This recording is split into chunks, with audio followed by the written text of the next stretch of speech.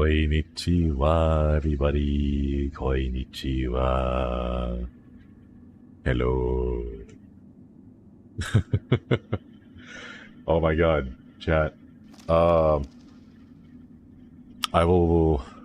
just want to preface this by saying, it's hot. It's really hot. Oh my god.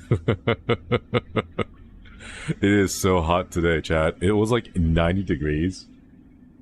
And I think it's still pretty hot outside. But like, oh gosh. So a little bit. Is it still hot? Yeah, it's pretty hot. I have my AC on, I have my filter on. Hopefully it doesn't stay this way.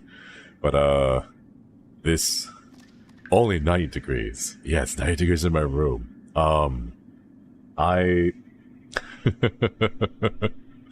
I went ahead and we recorded another thing, but I had to turn off my AC to record. So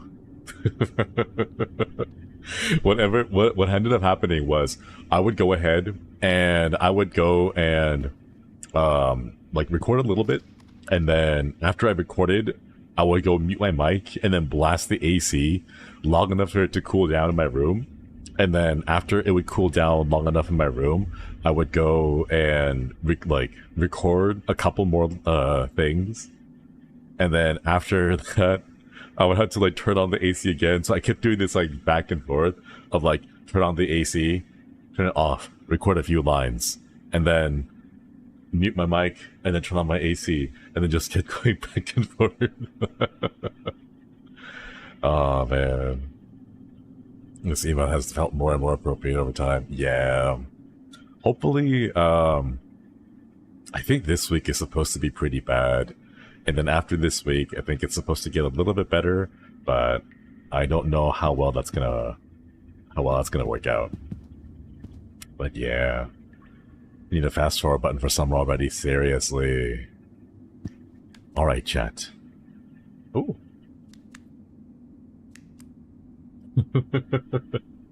Why is his footsteps so loud? Okay, there we go. Hopefully this will be the last of it. I was at a con all weekend, and I was in the 90s, so I'm glad it didn't cosplay. I could not imagine, yeah. It makes your mic sound atmospheric right now. It's kind of cool. It's nice because I have my filters on that like make everything really, or it like mutes the loud fan. But hopefully it's not too bad. Got the sweaty feet too, yeah. Sweaty feet. Oh no. All right, chat. So this is The Longing, and for those who have not seen the first stream, this game takes 400 days to complete, and it is 400 days in real time. And if you look at the top over here, it says 337 days, 19 hours, 18 minutes, and 10 seconds, and counting. So this is actually in real time, and we have to wait all this time in order to beat the game. So we're like gonna be hopping in and out of this game over time, over the course of like the next 337 days, to see when we can figure out like what actually happens. 'Cause, whoa, that's really loud. I'm sorry about that. So we get to see how long it takes for this guy to wake up, 'cause we don't know anything about this. Yeah, only 337 days, yeah. And while we wait, we can check out various places. So we're gonna go check out some of the places that we have been to in the past stream, and then slowly work our way over to see if anything has changed in this cavern in the last, 5 weeks, I think? 5 weeks. Has a little guy been standing around for 30 days? Yep. 30 days in real time. Yeah. Oh my goodness. Those 337 days will pass quickly even though it's long. The nice thing about this game is that it's not limited to real time. So we can actually speed up the process of time by performing in-game activities, such as reading books or painting things. It just takes a little bit of time for us to like get to places because our little shade kun here is very slow and takes all the time they need. But then again, when you have 337 days left to go, I guess you do have plenty of time, right? Yeah.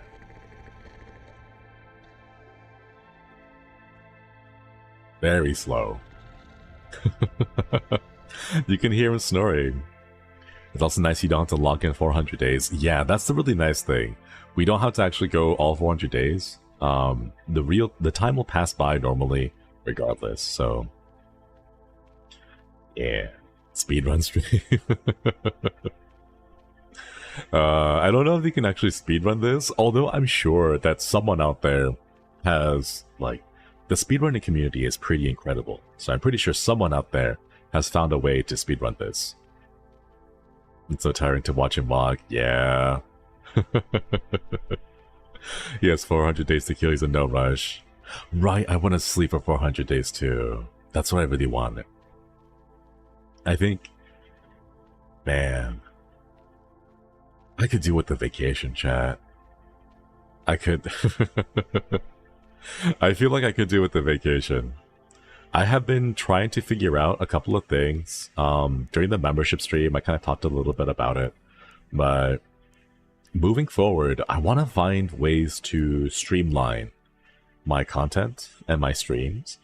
And I feel like I just need some time. Maybe, I don't know, like 2 weeks. I want to take like 2 weeks break and just like vanish for a little bit. And like spend those 2 weeks like hardcore theory crafting and doing think tanks and reviewing and just like seeing where I want to go with everything, you know? You can take one. Oh, I wish I could, Chad. I wish I could. Go on vacation, take it. No, I can't, Chad. Alas, I don't think without sounding too worried or like depressed again, I think like I really can't really let me try this again. I really cannot afford that. I kind of have to keep up the content that I create, make sure that I'm making some good stuff for everyone to tune into. But yeah, a mini vacay. I just feel like I need more time. That's the thing. Is that not allowed? It is allowed, but it's not necessarily just being allowed, but it's a lot of it ends up having to do with things like momentum, being able to keep your momentum going as a streamer is pretty important. If you lose a lot of that momentum, it becomes really difficult to pick everything back up again once more. So it's a lot easier to, I guess, stay in motion than it is to stop and then restart again. So it's one of those issues that like content creators like I have to like think about every now and then to like really think about it. But yeah. So unfortunately, it'll be one of those things where like I kind of want to and I want to think about it, but at the same time, I'm not really in a position where I can really afford to do something like that. So what is the goal of the game? We're waiting for 400 days. That's basically it. We're waiting for 400 days to see what happens with our king and see what happens when we wake up.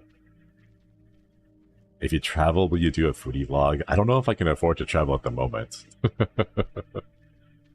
I would love to travel, but unfortunately right now, it's a little bit difficult for me to find the time and place to travel in. Ooh, Chad, look at that. Up here. Look. The last time we came over here, this little thing had not fallen down yet. This little thing over here, it looks like the stalactite has finally fallen down, and it has now completed the staircase. So we can go ahead and climb up. Ooh. Luckily, the stalactite came down from above to help me out. I just hope I don't get impaled by one someday. So many stairs. Unfortunately, like I think this is just where the underground caverns. Ooh, what is that? Pick up. A piece of wood. Might be useful for building a bed. Wait, is that it? Oh, thank goodness. I thought that was it, and I was gonna be surprised if it was really just we waited a month for the stalactite to fall only to find a single piece of wood. But it looks like there's a bit more, so oh, Apollo-sama! Oh my goodness! Thank you so much for the Akasupa! Thank you! Can we get some hearts in chat for the Akasupa? Thank you! Oh my gosh, I really appreciate that. Rest. I wish I could. I really wish I could. Thank you so much. Hello, Face. How are you? I am well. How are you? Can you help me with these thoughts? How can I overcome the darkness? Ooh. What lies beyond the cave? What will happen after 400 days? Let's find out what happens after 400 days. I will grant you wisdom, but I demand an offering in return. Give 20 moss. We have to give 20 moss to the rock face to figure it out. What lies beyond the cave? I will grant you my wisdom, but I demand an offering in return. Give 5 disappointments. Oh. Wait. There's a little typo. It's disappointments. The T over here should be there, but there's no T. There's a T missing. I'll give you my disappointments for free, right? Yuka, thank you for the super chat. Travel funds. Also, hello, long time no see. Work me has me on loops. I can barely catch your streams and relax. Thank you for stopping by. Thank you so much for the super chat. And do not worry if you cannot catch my streams, the VODs will always be there. But thank you. Minor spelling mistake, right? Oh, it's the it's the Shadow the Hedgehog thing. Minor spelling mistake. I win. So it looks like we don't have enough disappointments to give. How can I overcome the darkness? 20 coal. I will grant you my wisdom, but I demand an offering in return. Alright, so we have to collect coal, disappointments, and moss. But I don't know where we would find moss.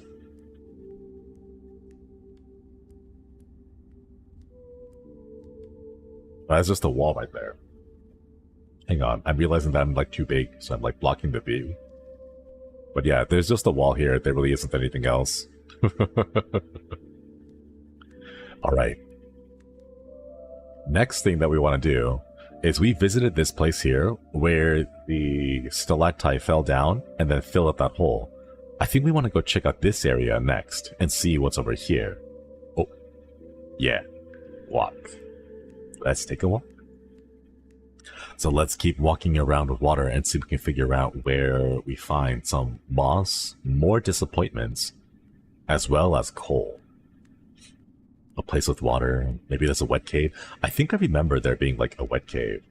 Let's go pick up that coal. Yeah. A lump of coal. Perfect. Alright, now we continue our path to that area. Let's see if anything has changed there. Just came in and we're collecting disappointments. Yeah. Oh, that's right. We should go and save this room too to make sure that we don't forget it. So the next time we play, we'll be able to walk here quickly. Yeah. So over here, let's go ahead and use this spot to remember this cave.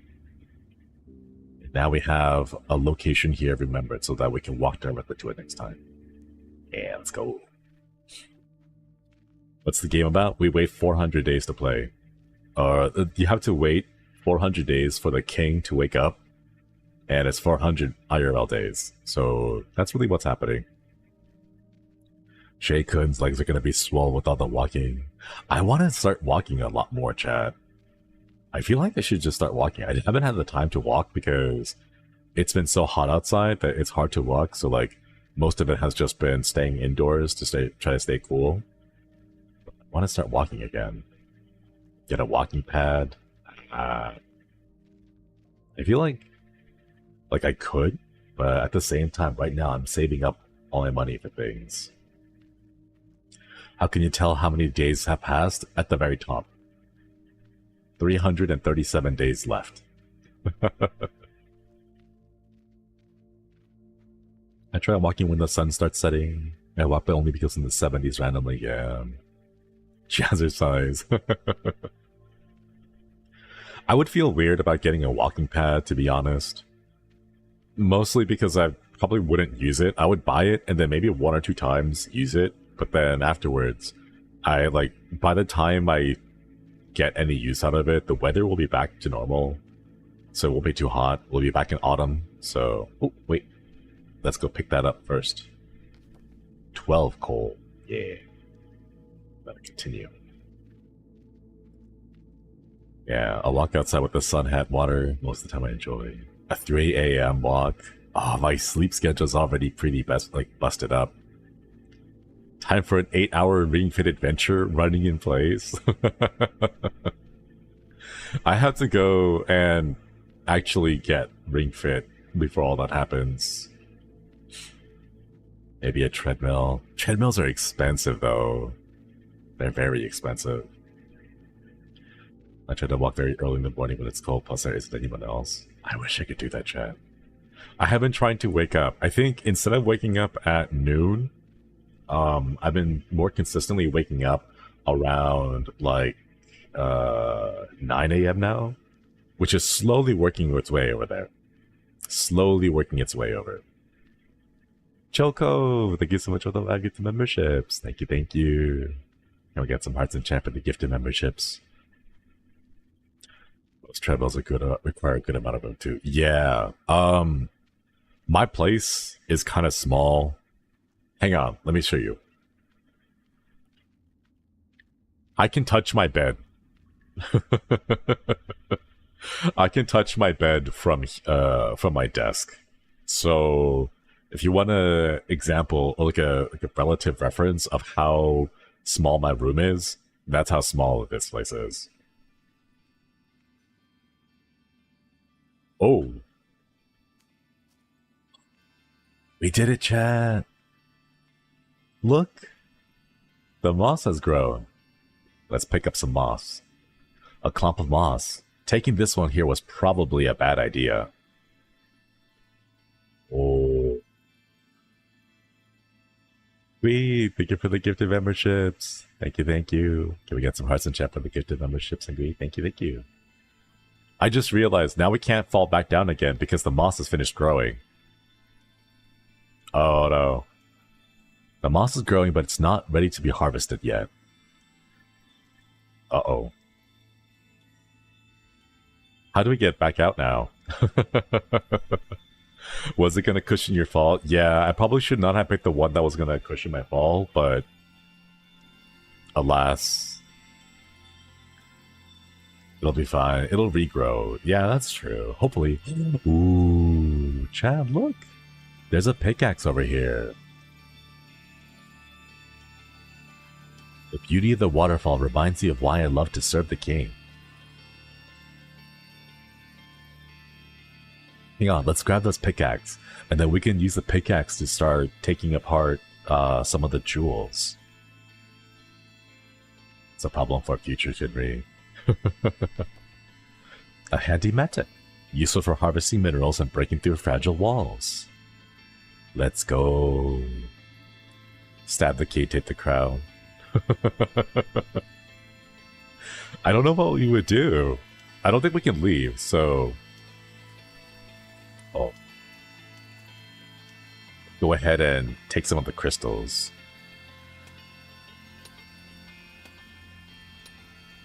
Miki! Thank you so much for the super chat, Stairs Simulator. This crystal's pretty tough. It'll take some time to break it off.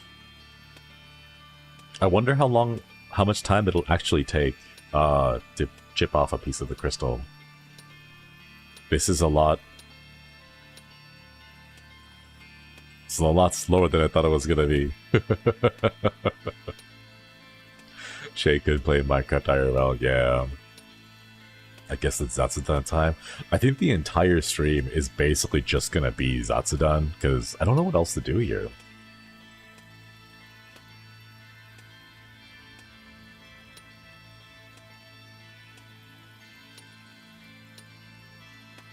I mean, he's working at it.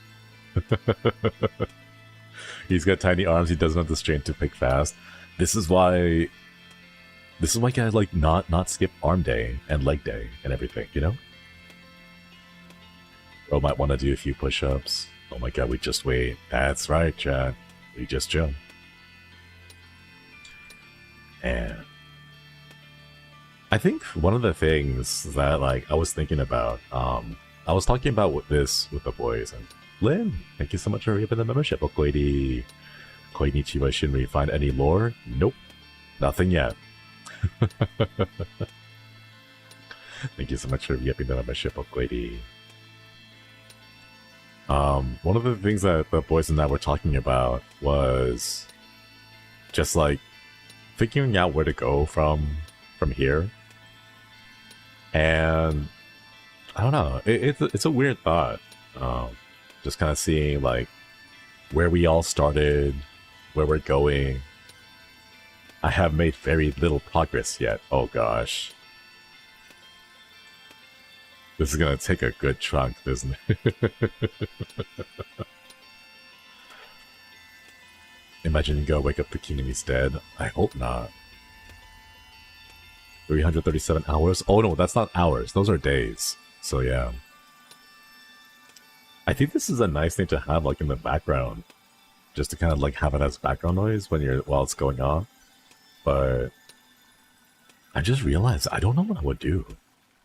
Like what would I use the crystals for? Like it's nice and they're very pretty, but it's not like I have like a way to sharpen them or shine them, polish them. I would just gonna have them, right? Zenithidia, thank you for us with the super chat here for the 400 days Zatsu. Let's go.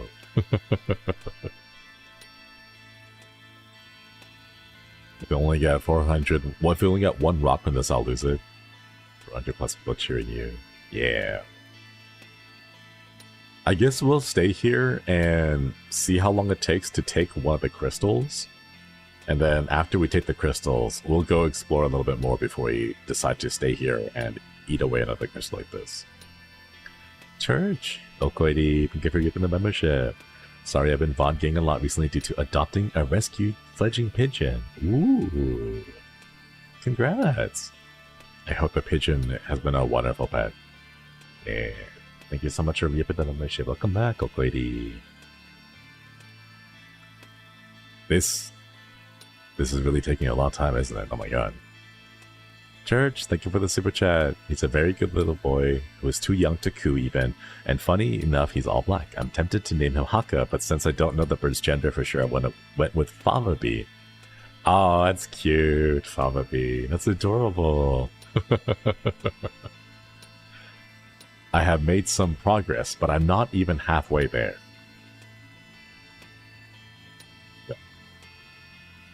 It's gonna take a while. No thoughts, only mine. Imagine it's Minecraft, but realistic, and it takes you like all that time to move that much rock, or stone, or dirt. Imagine that.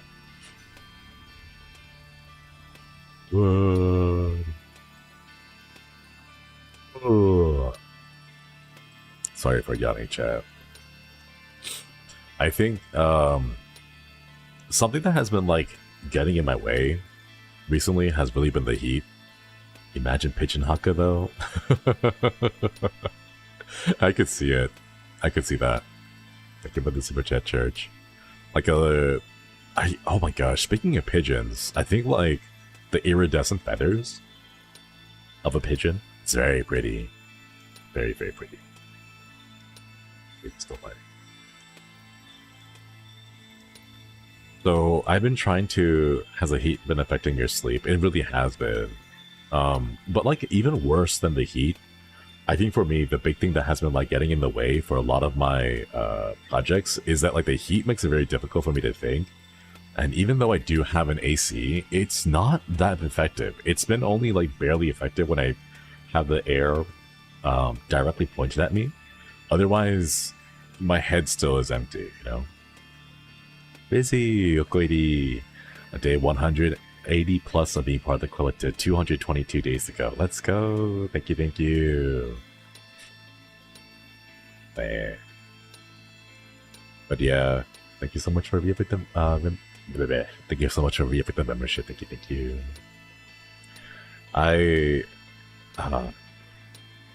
There have been like multiple days when I'll wake up and then it'll be like maybe 2 p.m., 3 p.m. during the height of the heat. And then I'll think to myself, like, I have so many projects that I gotta get started on. So many things that I have to keep working through. And unfortunately, I just can't. I sit down in front of the PC and then I, like, tell myself I'm gonna work. And then my head just goes empty. So it'll be just like, I'll try to focus and it doesn't work. I'll try to write things down and it just does not work. I get head empty and my brain just does not, it's not productive.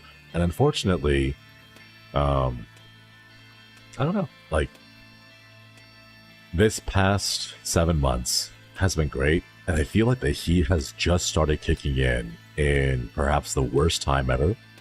Because like when I started back in January, February, we were still kind of like trying to get into our groove, and then March happened and we felt like we were getting in our groove, and then I had to like change my schedule a couple of times because it was difficult for me to do 2 streams a day. And then now around like 6 months in, I feel like I should be doing a lot more.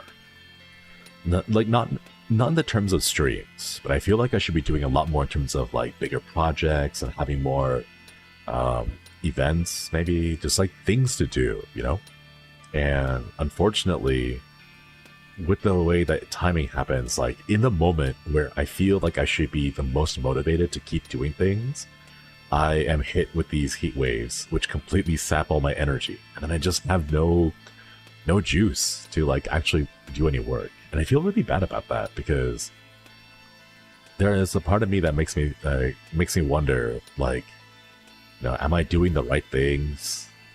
Am I doing enough? Can I keep doing more? And I want to do more. I want to start studying. I want to start practicing and like getting better at things. But with the heat, it just makes it so hard to focus, Don't worry, autumn is soon. I hope so too. I hope it cools down a lot more. Should give yourself more time to do new projects. That's the thing though. Like, I'm planning on projects that are months down the line, and I still can't even get myself to do any work because I sit down and I can't think. It's just too hard. The heat empties my brain, and it makes it very difficult. Like today, I debated just taking a nap, and I decided not to take the nap because I remember what happened last night, or yesterday, when I tried to take a nap. It was bad. Yeah. We're on the last leg of summer. Avoid burnout.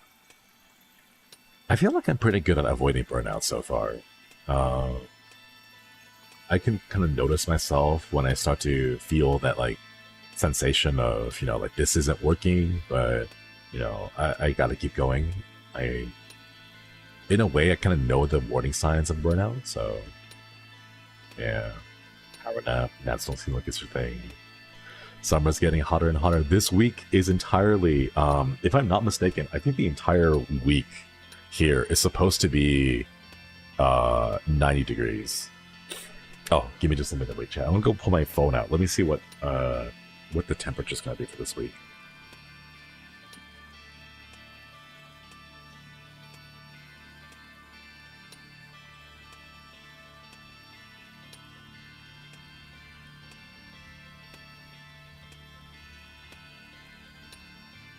Oh no. Chat, oh no. It's gonna be over 90 for the whole week. Finally, the crystal broke off. Oh, let's go pick it up. We finally got a crystal. Yeah. A crystal. It was a pain to harvest, but it sure looks nice. This one goes right up on the wall at home. Ooh, perfect. Alright, let's keep exploring. Wait, let's go see what's on the end of the pool. How much is that in Celsius? 30s. It'll all be 30s. So yeah, that's what the entire week is gonna be like. How many did we get? I don't know if there's an inventory, but I think we only got one. Uh-oh. Is Shade... Oh, perfect. Okay, good. I thought Shade-kun may have accidentally drowned. Once the king awakens, all this beauty will be immortalized forever. For me, it's gonna cool down to 96 by Saturday. Oh gosh. Anything over 26 is too much. It is. Cannot wait for the heat to go away, chat. I need it to be cooler. My brain just cannot. Oh. What is that? Oh, nice. Another clump of moss. 33 in the afternoon. Over 100 consistently. That's terrible. Does time pass in the game regardless of your playtime? Oh, no. It just goes in real time. So, as long as the game, as long as we have started the game itself will take place over it. There we go. Now we have 4 moss. Perfect. Hanging there. It's really hard to focus on work when it's this hot. Yeah, that's the big thing. I just want the summer to be over so that I can go and I don't know, I feel like I'm most productive when it's cooler because my brain is able to function. I once dreamed I was the king myself. What a beautiful dream that was. Nice. It's good to have big dreams. The high for me this week is 111. Oh my goodness. I could not. That's way too much. You played Night in the Woods? Oh, we have started Night in the Woods, but we never finished it. I think we're halfway through. It might take a while to get back into it though.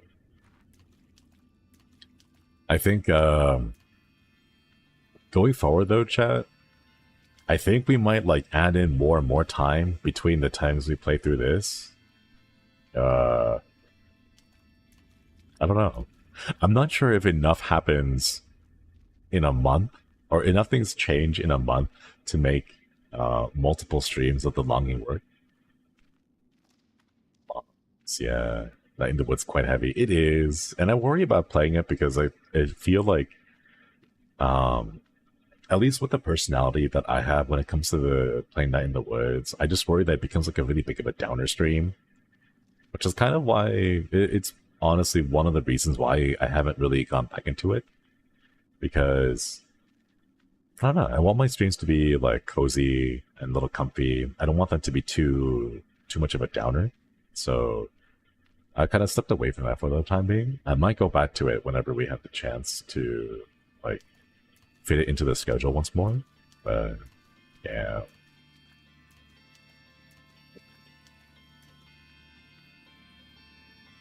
Here we go pick up another crystal while we're here, because it'll take us a little bit to go and mine. So I think let's do it. Let's grab another one.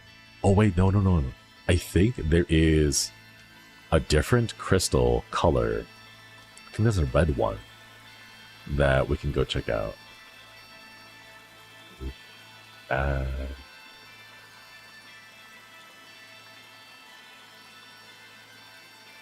I think I mentioned it the last time here when we played this, but there's something about the deep caves underground that I don't know, I think about every now and then, because just imagine the ecosystem, the world that lives underground, the caves, the rivers, this waterfall here. Like, these are always just kind of doing their own thing, you know? Like, we don't have to, like, actively pay attention to those. They just kind of are, you know? There's certain games, either, like, it hits home or very dark, yeah.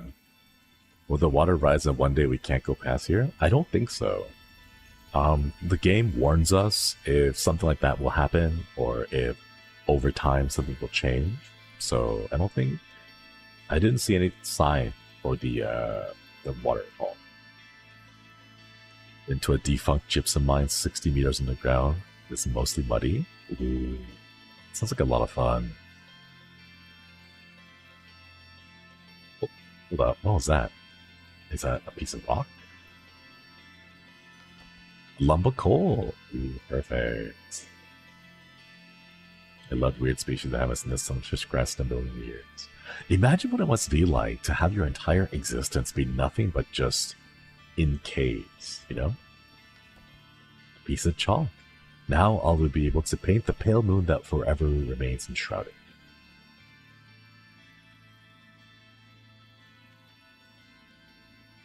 Let's grab that other piece of coal too.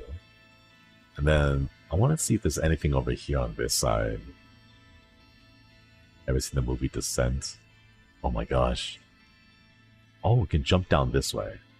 So it looks like this entire place loops over. Ever since watching the movie Descent, I'll never step foot in a cave. No, that's fair. That's 100% fair. I think The Descent was like a really good horror movie in the sense of like it does very well in giving you that sense of claustrophobia and that fear of being trapped in a very tight place. I don't like that. Oh my goodness. I've been watching a few more. Don't act so long listen to their entire lives in caves. Some of them do, yeah. There's a few that live specifically in caves. I just watch documentaries. I don't know why, but a couple of TikToks of people who are cavers have been showing up on my like For You pages. It's like this one guy who's going through, and he has like a GoPro, and the GoPro is on like a big selfie stick, and he's like crawling through, and he gets to this point in the cave where the walls start to close in on him, and then what he does is he's like, oh yeah, I can't do this, so I'm gonna go and like pull my shoulders like up and squeeze them back, and then like he takes off his helmet too. And then he presses his cheeks against the wall against the floor of the cave, right? And then he like extends his arm really, really far out. And from there, he starts to like take another piece of rock and chip away at like the larger outcroppings. And then he has to like do this weird shimmy back and forth to get through the tight squeeze. And it was terrifying. Like, I don't know how people can do that. I think for me, like, I understand adrenaline junkies, right? Like people who jump out and like parachute or go bungee diving and all that, right?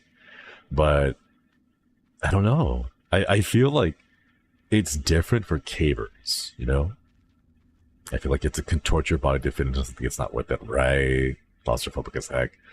The thing that I worried was about like, imagine like a cave like this, right? It's just this little cave here, but you're not this small. You're much bigger, so you kind of get stuck. And then like behind the person was their friend. And it was like, because you could hear him talking to his friend from the GoPro, and his friend was like all muffled because, oh, let's go jump down. His friend was all muffled because the area was so cramped that his body took up the entire space. And after it took up all that space, you could only barely hear his friend behind him. And it was like scary. I don't know how they do that. I feel like I'll be dying by squish in the cave, yeah. Cave explorers are wacko. Cave divers are insane. I could not, chat. I could not.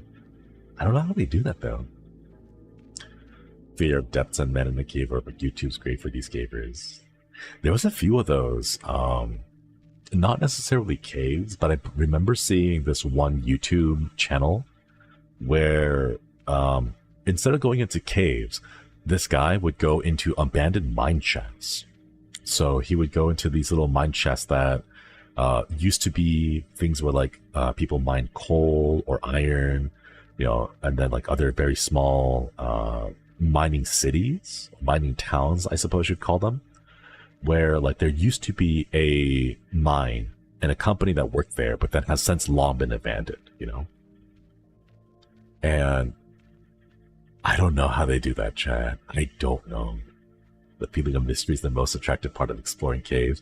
Okay, but like my question is, like once you've seen one cave, haven't you kind of seen them all? Like, are there really that many, ooh, there's some more moss. Are there really that many varieties of caves that you would keep exploring and keep diving? I say this with 100% ignorance because I'm not a cave diver myself. So caves are different. Have we seen gypsum caves? No. One cave that I do want to go to though, if I had the option to do so, and like the proper guides and everything, one place that I absolutely 100% do want to go exploring is a glacier cave. I want to go to a glacier cave, chat. Like those look like a lot of fun. Have you seen pictures of glacier caves? It's like instead of rock, it's solid walls of ice. And because of the way the water and the ice refract the light, it is beautiful. It looks amazing. It looks like a very, like, how would I say this? Like a very bright glow, like a light blue glow. Very pretty, yeah. Gypsum caves have huge gypsum crystals you can walk on.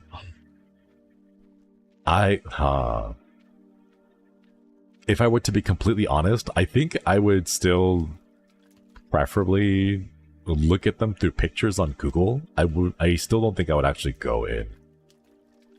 Are you sure it's not because you want to stay cool? That too.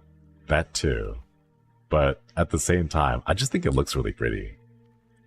I don't know, something about ice is really nice. Like Elsa's ice palace, exactly. Like in Frozen. Glaciers make you want to eat it. Same. I want to lick a glacier. The ice is a nice blue too. Exactly, right? There was a picture I saw, I think from National Geographic, where someone had brought in, was it National Geographic or maybe it was something else, like a random tourist blog or something. But someone had brought in one of those disco lights. And what they did was they took it into an ice cave and they turned off all the lights. And then they put on the disco lights, and then you could see like the reds and the pinks and the blues just like refracting all over the place. It looked incredible. I want to do that. Delicious 3 million-year-old bacteria, right? Yeah. Glacial caves make interesting sounds too. Oh yeah, that's true. They do have like weird sounds. And because of the way that like the ice like transmits and carries the sound, it's very different. I want to lick glaciers once in a lifetime. Say, me too. Miki, thank you for the super chat. Let's go, disco. Let it go, disco remix. Would you ever want to see the Northern Lights? Oh, 100%, yes. I would love to see the Northern Lights.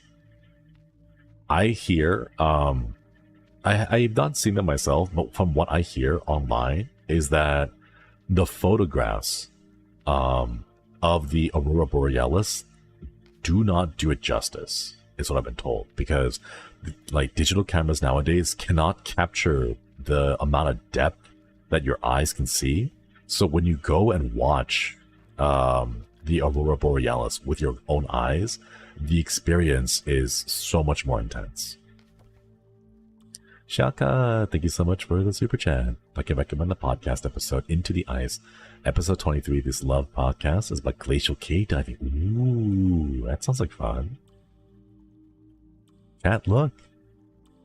This little puddle here has finally grown into like a pond. I don't know if we can swim through it though. Oh, climb up. I wonder if there's enough water that we can climb out of it now. Let's go.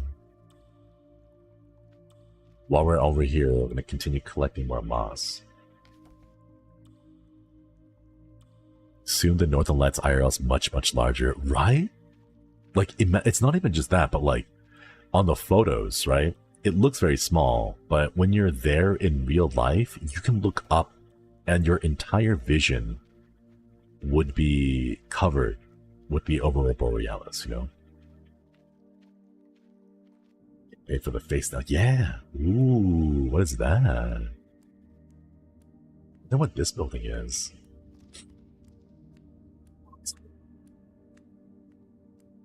We've never seen this before, but it's like a blue turquoise door.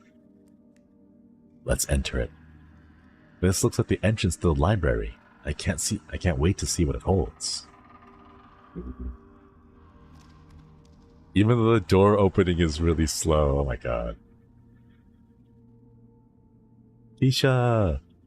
Okoidi, thank you for reopening the membership. Welcome back. Okoidi, a month late, but I'm enjoying my 5-month stay in this warm, cold pond. Thank you, thank you. In a way, ever since your tweet about Good Omens, I binged it and loved it. Nice. Love to hear it. No, wait, what? This is the library, but why there's so few books? There really isn't much here. Go back to the library. If you have the chance to, I think you should. Let's pick up a book. I have 8 books at home. Ooh, let's pick up all of our books. All the books, and then take them all back home. Did it get stolen? No books. Digital media stolen. Oh no, the king uses a Kindle. Maybe that's why. This one has a promising title. Hopefully it'll live up to it. Yeah, let's collect all the books that we have. This book has aged a lot during its stay down here, and so have I. Been told never die. I try, chat. Oh. Okay, sorry about that. I've tried to use digital books, and I cannot seem to get it to work, unfortunately. I feel like I've tried to, I borrowed my friend's Kindle, and I tried using it, and it just doesn't click for me. Like, I get so bored, like, just staring at it. I do own a Kindle, though. Digital books hurt my eyes. For me, it's not that they hurt my eyes, it's that, like, the sensation of reading a book is completely different when I have a digital reader, as opposed to, like, a physical book. Yeah, it's not the same. It's nice in the background when you're playing. Digital books don't hit the same. I get distracted every time I'm trying to read one. That's the thing, yeah. My mom had a Kindle and I couldn't understand how they work it. Okay, so like one of the big things I didn't like about the Kindle is how slow it is. Like, I just could not get it to work. I think maybe it's like the device itself. But like, you could see the Kindle like uploading or updating and refreshing each like line by line, and I could not do that. It was way too slow.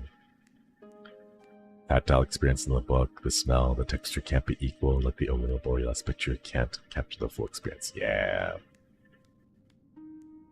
I like using my iPad to read webtoons. Okay, I can understand webtoons. Webtoons are like manga.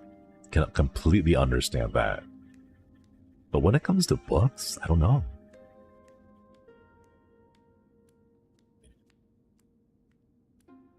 I'll have to think about it. I might like give it a try again, but I went through this phase in college where I would go ahead and just like grab a whole bunch of like books, and then I would try to read them on a screen, try to read them on a monitor, and it would just never work, unfortunately. You have 21 books at home now. Let's see if we can enter the door. The door is blocked, but would merely lead me back to the palace. There's like a little bit of... There's a door right here but I think it's like blocked off with debris, so we won't be able to get into it. Audiobooks. I tried audiobooks. I had a Audible, I think it's Audible.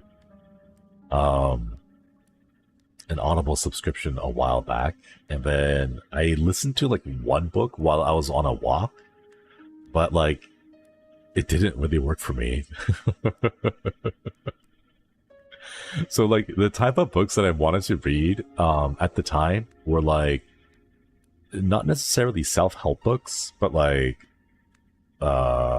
practice workbooks.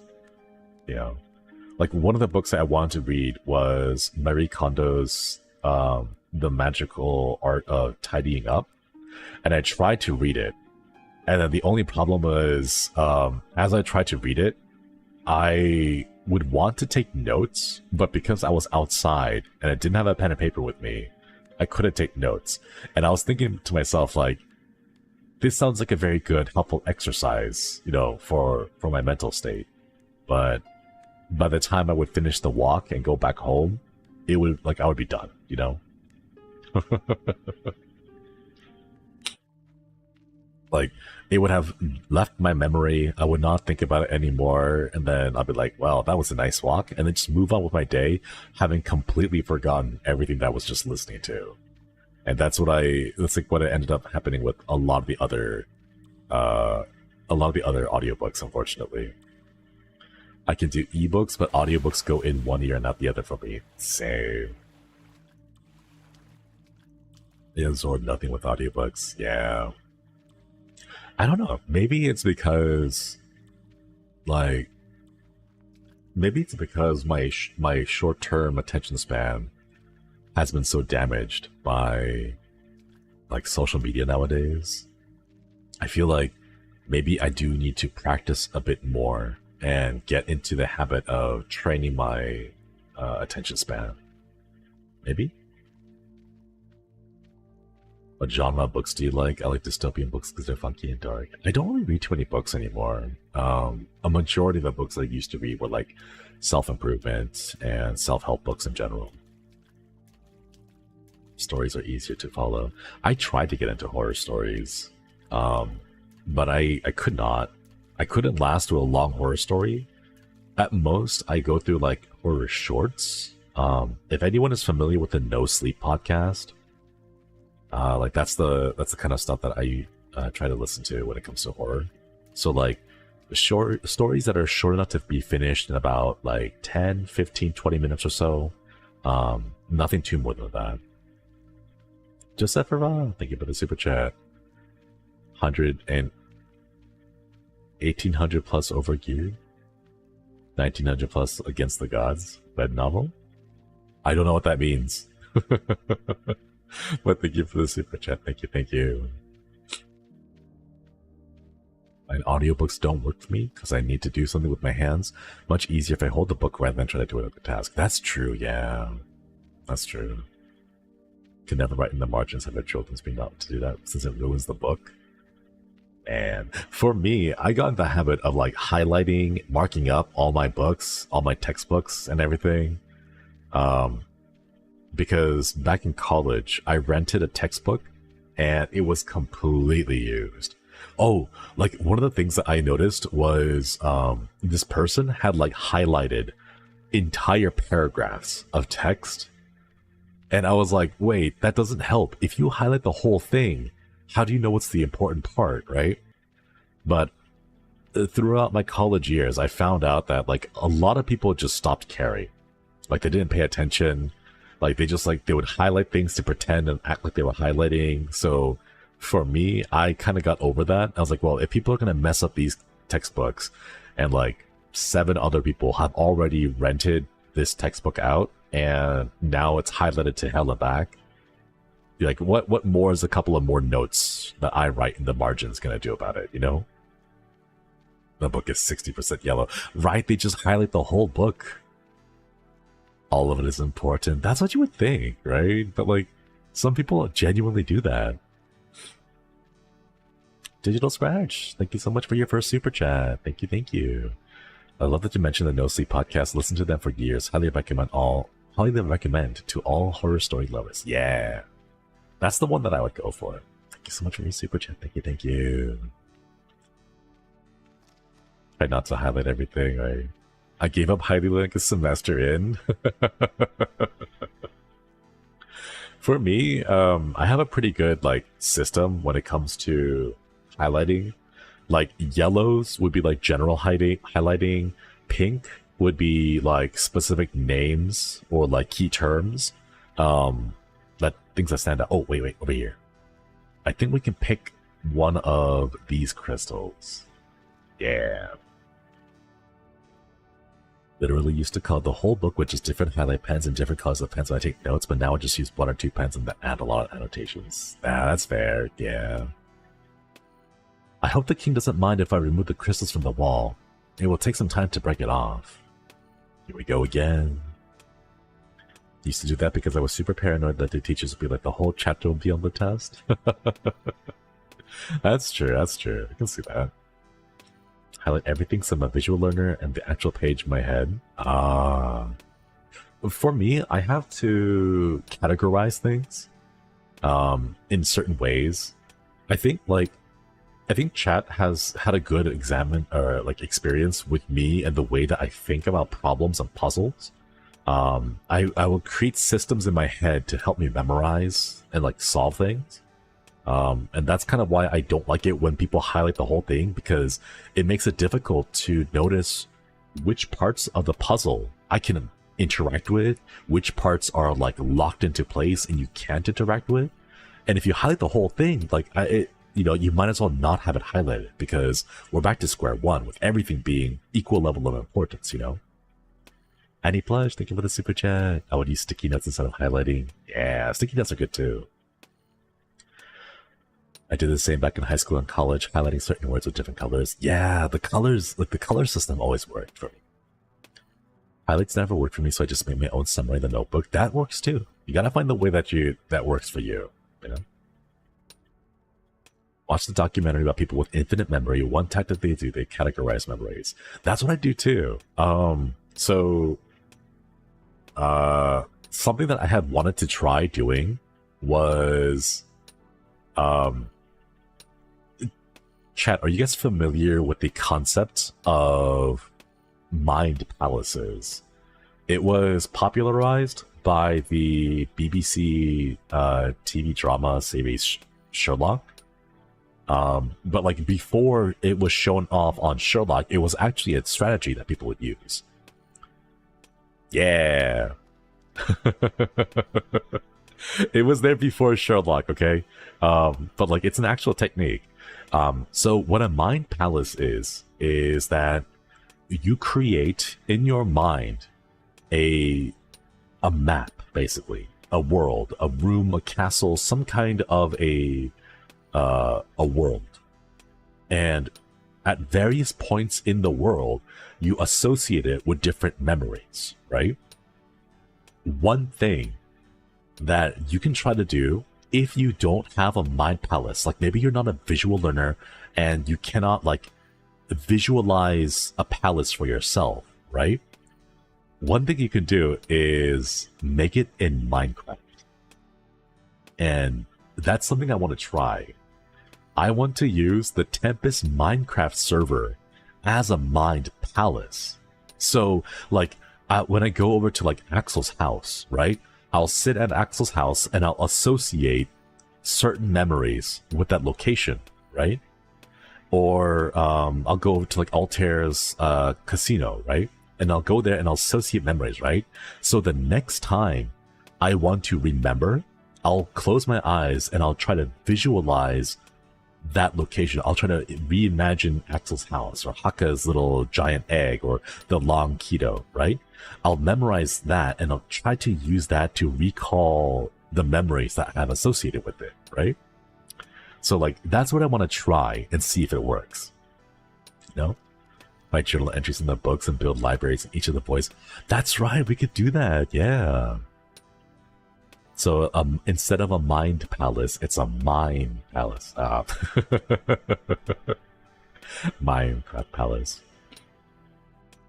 That will not work for me. I literally start to imagine random stuff. That's why having like a physical thing, or not necessarily physical, but like an actual world or like a map, right? I think if I remember correctly, one of my friends did that with another video game. I think it was Genshin. If I have to, I think like back at Ronin Academy when we were studying for exams, one of my friends had remembered talking to me like he would always play Genshin, and he would associate like different places in the like main regions, like in Mondstadt and Liyue and all that. Like he would associate different places with the subject that he was learning in school. And like whenever he had to think about like biology, right, he would associate it with one place on the map that had like his dailies or whatever. So he would like think about that and recall the memories of him studying, you know? So like you can do that with almost anything, and I want to try that myself because I heard so much about it and it sounds like it's something doable, you know? So bad with spatial reasoning. Maybe setting up a world like that could help.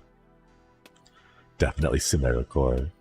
That's how I remember people. I paired them up with video game characters based on their personality. Aww, that's kind of cool. That's kind of cute. Such a creative idea, but sounds like an excuse to keep playing. Okay, to be fair, that was definitely his like procrastination method. I'm pretty sure that was the way that he could procrastinate on studying, right? So he would like study a little bit, like maybe read 2 paragraphs and be like, well, I studied 2 paragraphs, time to go give myself a 3-hour break and play some video games. I'm not gaming, I'm studying, exactly, right? To be fair, playing Genshin is my procrastination method too.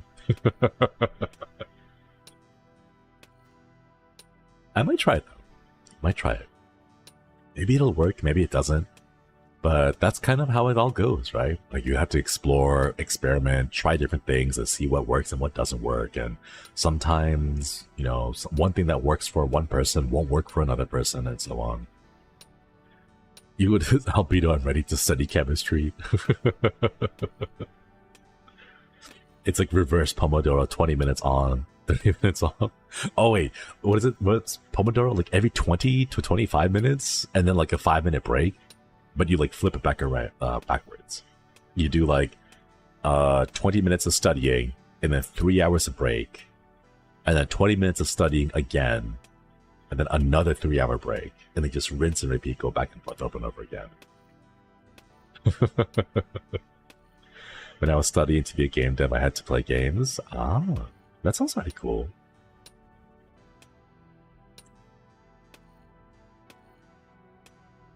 Yeah. I wish the Pomodoro method worked for me. Same. I heard so much about the Pomodoro method, but it doesn't work for me. I tried using it, and I can't focus, unfortunately. It's a very interesting thing, though. I never really as a common thing. I think a lot of people have tried this because like they've already tried to like find ways to optimize, find ways to enhance their studying and all that. Works for me sometimes. I heard that if you study before going to bed, your brain will remember the information better. I've heard something like that too. I don't know if it's ever worked for me, but I remember hearing something about that too. Pomodoro, yeah. I'm not sure where the Pomodoro came from, but it's like, it's a tomato, I believe. But it is a style of studying where you study for 10 minutes, or sorry, you study for like 20, I think on average, it's like 20 minutes. And then you take a 5-minute break.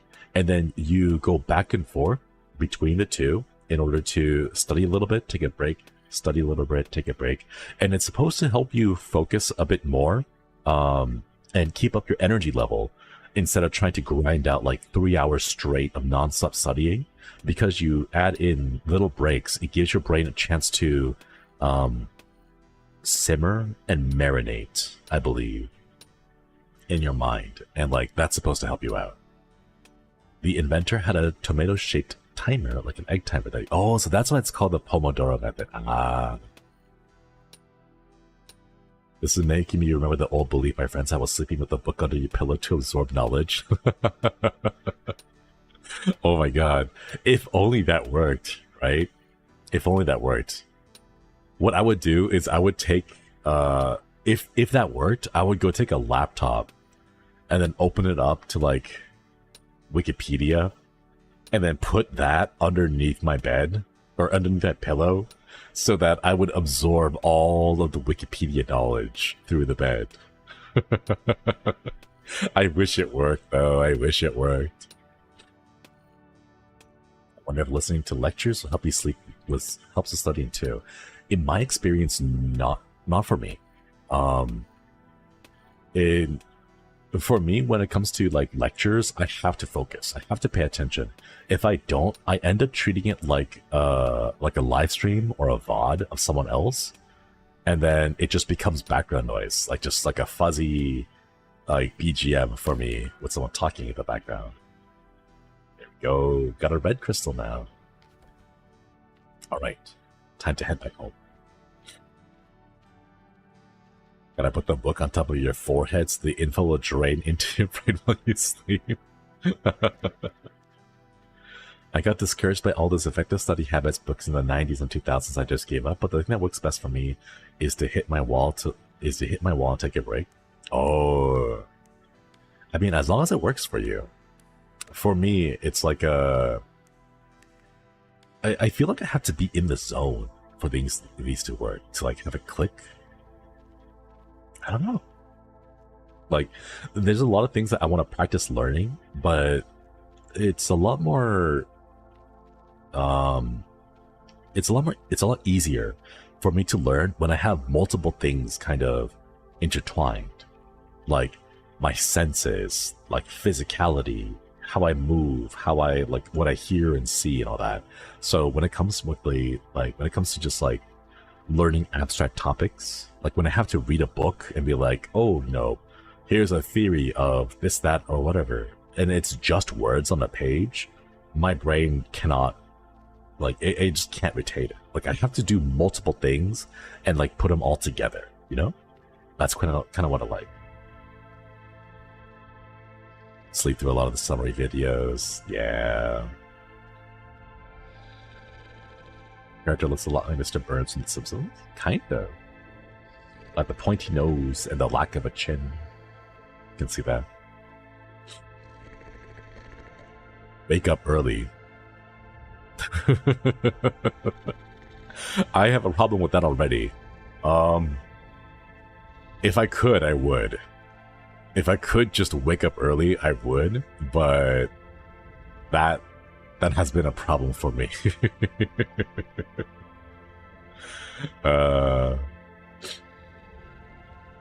Just got here. How goes it? We're just chilling. We have 337 days left to go, so just having a nice old time, you know. I forgot the king snores, so I freaked out thinking someone was snoring. Oh no, I'm sorry. For me, I repeated a couple times and I get the gist of it. One thing that helped me when I had to study for a very big exam was flashcards. And I think flashcards for me really worked. So maybe I should try doing that again.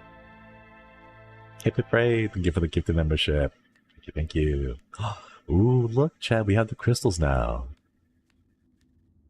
Ooh, let's see what kind of books we have, though. Okay. Let's get close to the crystals. I think we'll just hang them up. Since this place is getting more homey, I feel like time is going by faster.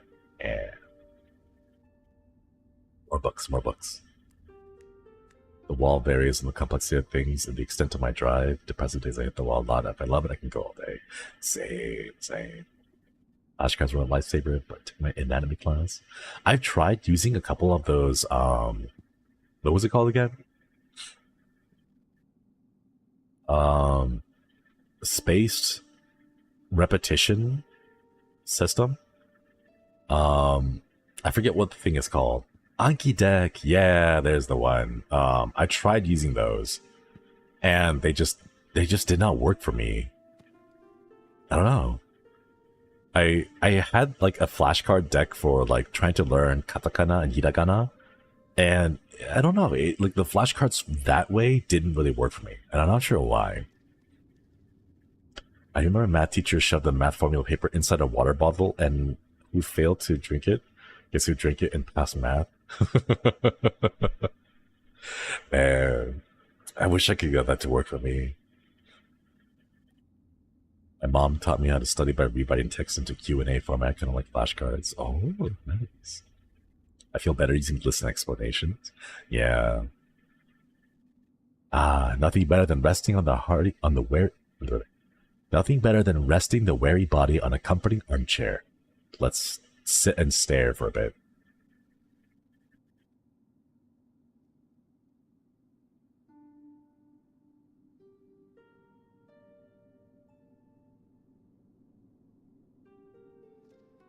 Okay, I'm kind of bored. I don't know how long I can sit there and just stare off into the distance and like dissociate. Go ahead and read some books. Oh my gosh.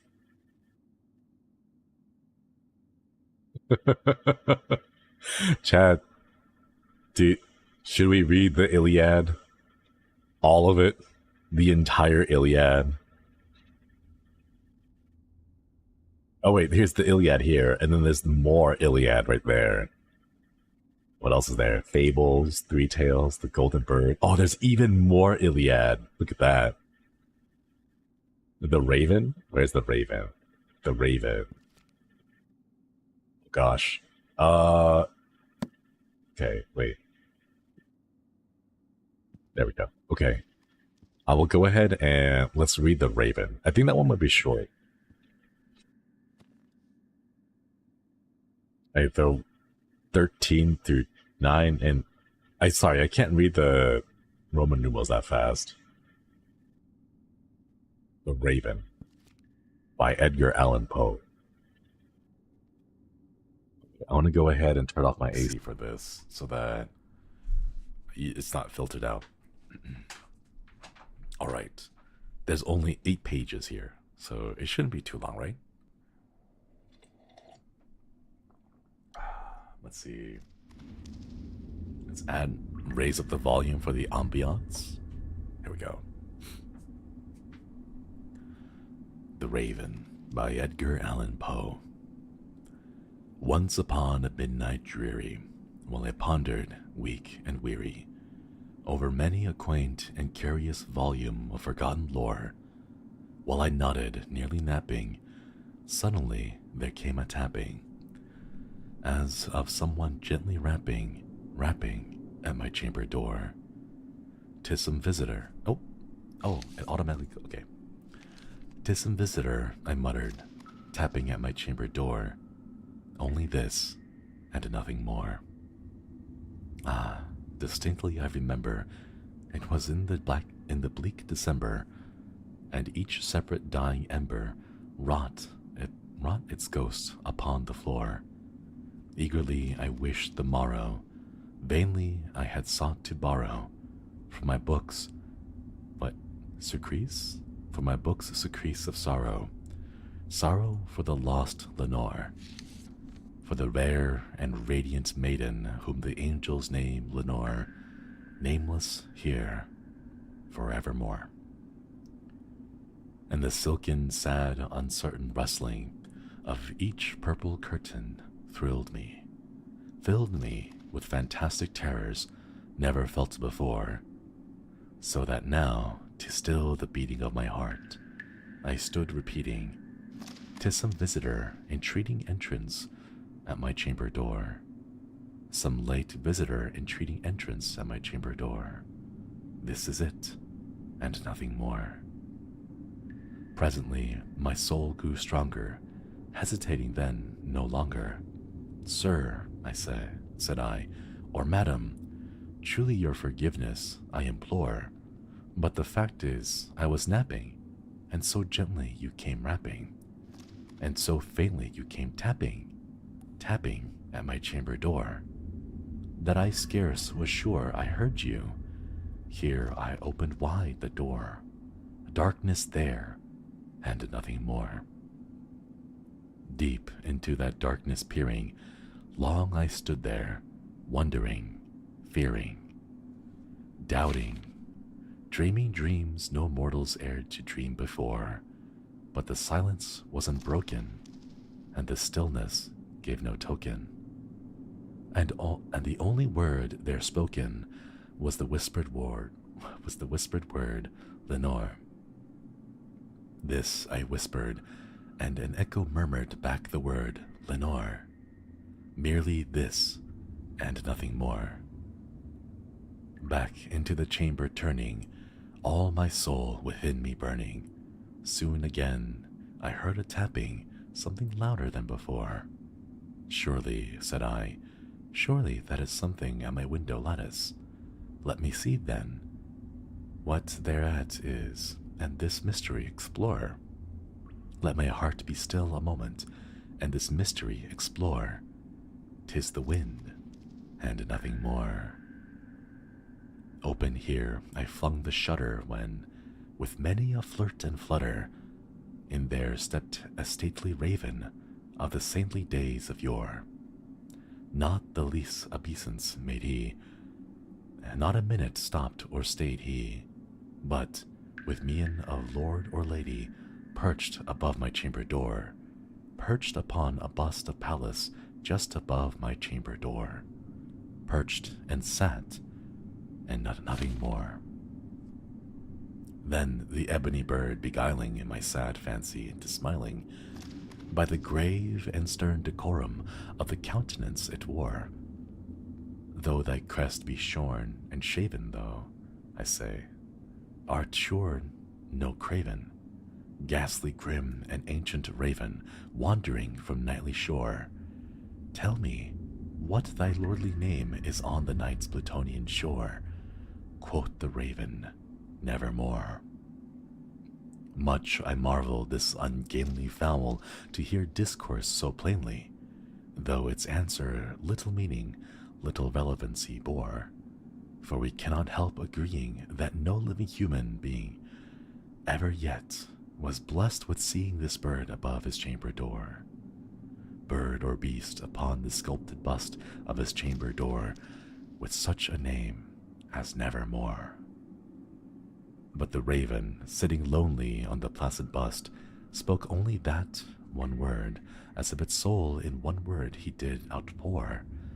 Nothing farther than he uttered, not a feather than he fluttered, till I scarcely more than muttered, other friends have flown before, on morrow he will leave me, as my hopes have flown before. Then the bird said, nevermore. Startled at the stillness broken by reply so aptly spoken, doubtless, said I, what it utters is its only stock in store, caught from some unhappy master whom unmerciful disaster followed fast and followed faster, till his songs one burden bore, till the dirges of his hope that melancholy burden bore of nevermore. But the raven, still beguiling all my sad soul into smiling, straight I wheeled a cushioned seat in front of the bird and bust and door. Then, upon the velvet sinking, I betook myself to linking fancy unto fancy, thinking what this ominous bird of yore, what this grim, ungainly, ghastly, gaunt, and ominous bird of yore meant in croaking, nevermore. This I sat engaged in guessing, but no syllable expressing, to the fowl whose fiery eyes now burned in my bosom's core. This and more I sat divining, with my head at ease reclining on the cushion's velvet lining, that the lamplight gloated o'er, but whose velvet violet lining with the lamplight gloating o'er, she shall press, nevermore.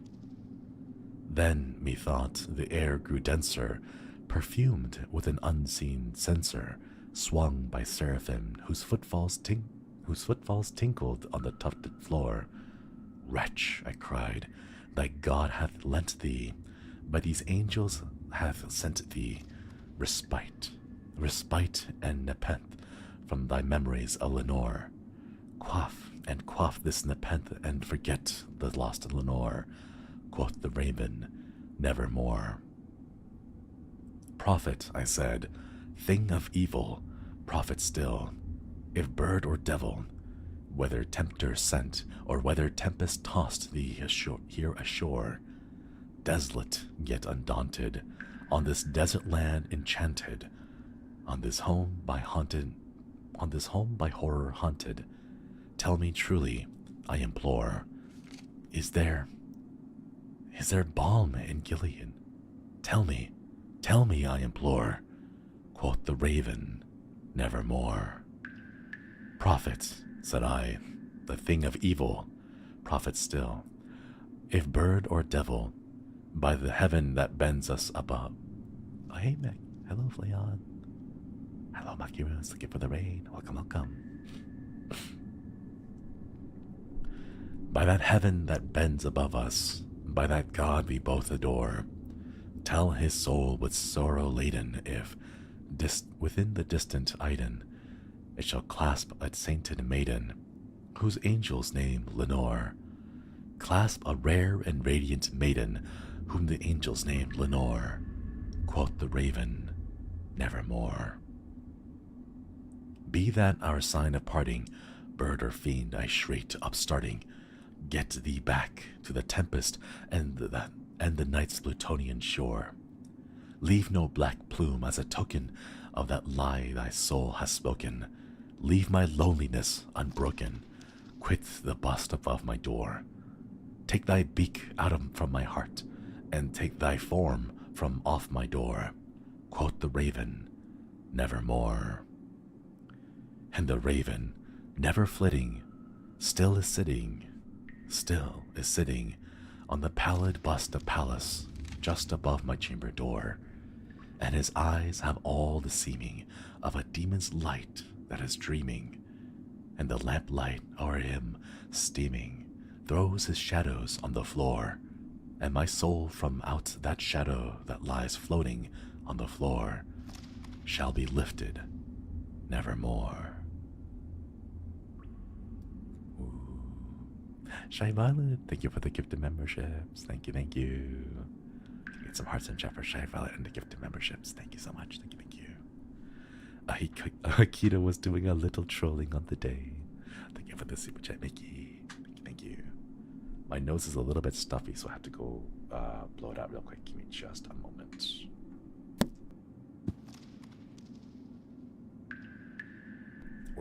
There we go. Quoth the raven, strawberry.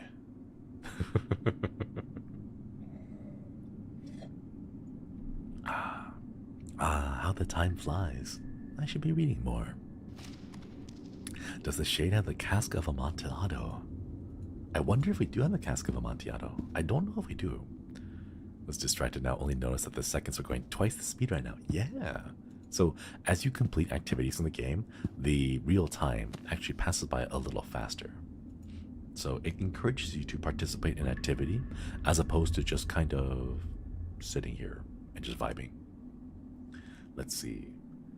Poems, metamorphoses. Nebulungalide? I have no idea how to pronounce that. Stag Dragon, thank you for the super chat. Can you please narrate an audiobook or something? I haven't asked that quite a few times. Maybe we can find one of those. Ooh, Amontillado. Ooh, here we go, chat. I would like to submit my thesis as to why plutonian is the most metal phrase. Oh. Wait. Okay, this one, turn off idle reading so that we can read it properly. Give me just a minute. That's actually a little... the campfire. Oh, yeah.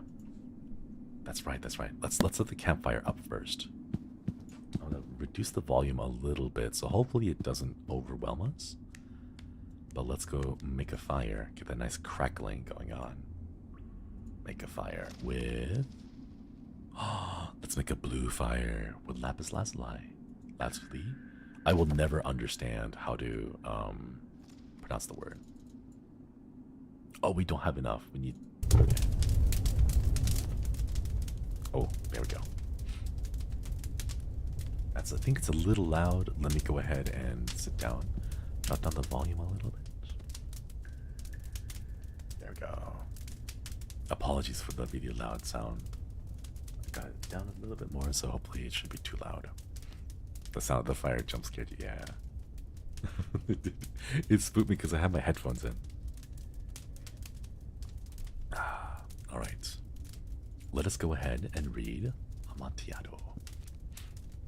The text is a little bit small on my screen, so forgive me if I misread a few things because it's kind of tiny. If you see, yeah, it's about... I have it full screen, but it's still pretty tiny on my side.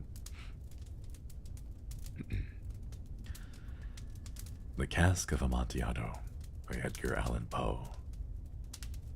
The 1,000 injuries of Fortunato I had borne the best I could, but when he ventured upon insult, I vowed revenge. You, who so well know the nature of my soul, will not suppose, however, that I gave utterance to a threat. At length, I would be avenged. This was a point definitely settled, but the definitiveness with which it was resolved precluded the idea of risk.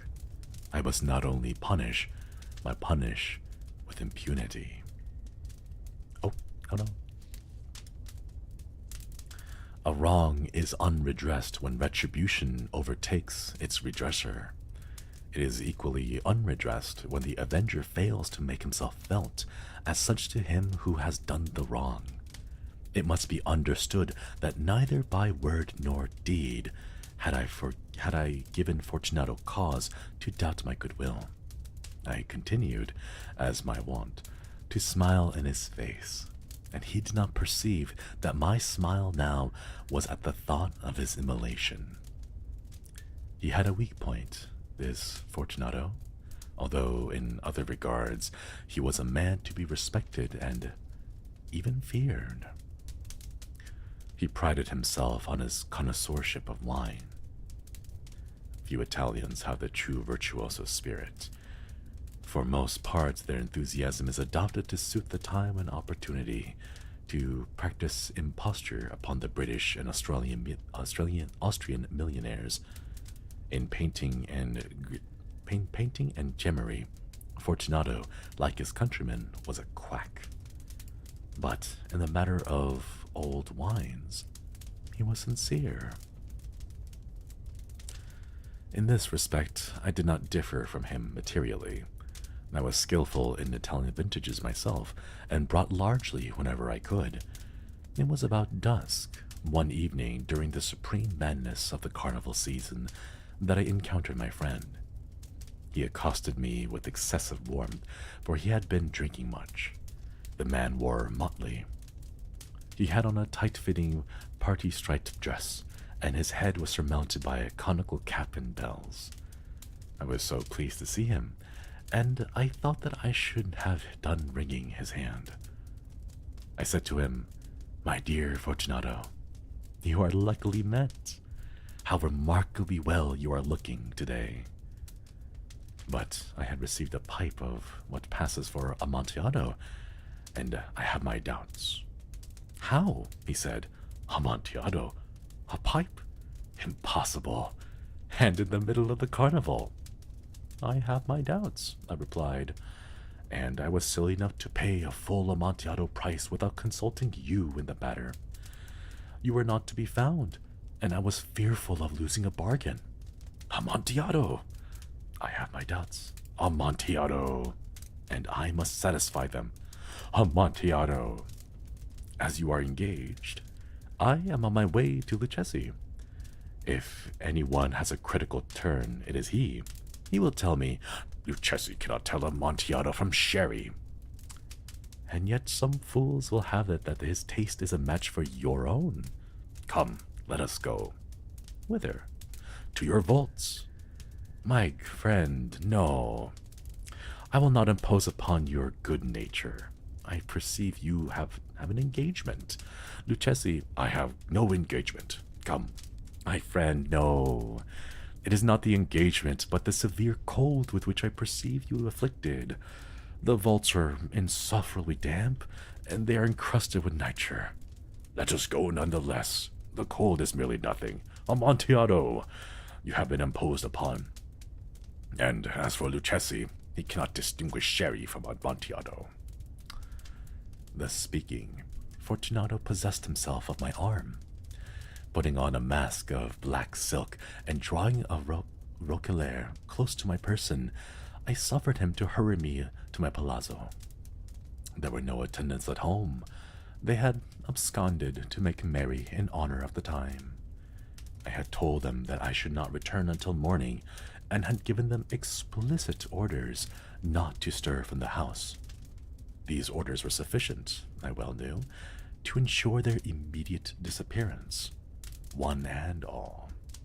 As soon as my back was turned, I took from their sconces 2 flambeaux, and giving one to Fortunato, bowed to him through several suites of rooms to the archway that led to the vaults. I passed down a long and winding staircase, requesting him to be cautious as he followed. We came at length to the foot of the descent, and stood together on the damp ground of the catacombs of the Montresors. The gait of my friend was unsteady, and the bells upon his cap jingled as he strode. "The pipe," he said. "It is further on." "Oh, it is further on," I said. "But observe the white webwork which gleams from these cavern walls." He turned towards me, and I looked into my eyes with 2 filmy orbs that distilled the aroma of intoxication. "Nitre?" he asked, at length. "Nitre," I replied. "How long have you had the cough?" My poor friend found it impossible to reply for many minutes. "It is nothing," he said, at last. "Come," I said with decision. "We will go back. Your health is precious. You are rich, respected, admired, beloved. You are happy, as once I was. You are a man to be missed. For me, it is no matter. We will go back. You will be ill, and I cannot be responsible. Besides, there is Lucchesi." "Enough," he said. "This cough is merely nothing, and will not kill me. I shall not die of a cough." "True, true," I replied. "And indeed, I had no intention of alarming you unnecessarily, but you should use all proper caution. A draught of this Medoc will defend us from the damps." Here I knocked off the neck of a bottle which I drew from a long row of its fellows, and lay upon the mold. "Drink," I said, presenting him with the wine. He raised it to his lips with a leer. He paused, and nodded to me familiarly while his bells jingled. "I drink," he said, "to the buried that repose around us, and I to your long life." He again took my arm, and we proceeded. "These vaults," he said, "are extensive." "The Montresors," I replied, "were a great and numerous family." "I forget your arms." "A human foot door in the field azure, and the foot crushes the serpent rampant whose fangs are embedded in the heel." "And the motto?" "Nemo me impune laciste." "Good," he said. The wine sparkled in his eyes, and the bells jingled. My own fancy grew warm with the Medoc. We had passed through the walls of piled bones, with casks and puncheons intermingling into the inmost recesses of the catacombs. I paused again, and this time I made bold to seize Fortunato by an arm above the elbow. "The nitre," I said. "See, it increases. It hangs like a moss upon the vaults. We are below the river's bed. The drops of moisture trickle among the bones. Come, we'll go back ere it is too late. Your cough. It is nothing, he said. Let us go on.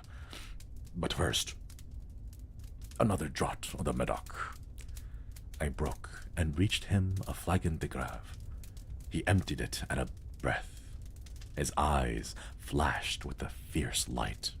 He laughed and threw the bottle upwards with a gesticulation that I did not understand. I looked at him in surprise. He repeated a movement, a grotesque one. You do not comprehend, he said. Not I replied. Then you are not of the Brotherhood. How? You are not of the Masons. Yes, yes, I said. Yes, yes. You? Impossible. A Mason. A Mason? I replied. A sign, he said. A sign? It is this, I answered, producing a trell from beneath the folds of my roquelaire. You jest, he exclaimed, recoiling a few paces. But let us proceed to the Amontillado. Be it so, I said, replacing the tool beneath the cloak, and again offering him my arm. He leaned upon it heavily. We continued our route in search of the Amontillado. We passed through a range of low arches, descended, passed on, and descending again, arriving at a deep crypt in which the foulness of the air caused our flambeaux rather to glow than to flame. At the most remote end of the crypt there appeared another, less spacious. Its walls had been lined with human remains, piled to the vault overhead, in the fashion of the great catacombs of Paris. 3 sides of this interior crypt were still ornamented in this manner. On the 4th side, the bones had been thrown down and lay promiscuously upon the earth, forming at one point a mound of some size. Within the wall thus exposed by displacing of the bones, we perceived a still interior recess, in depth about 4 feet, in width 3, in height 6 or 7.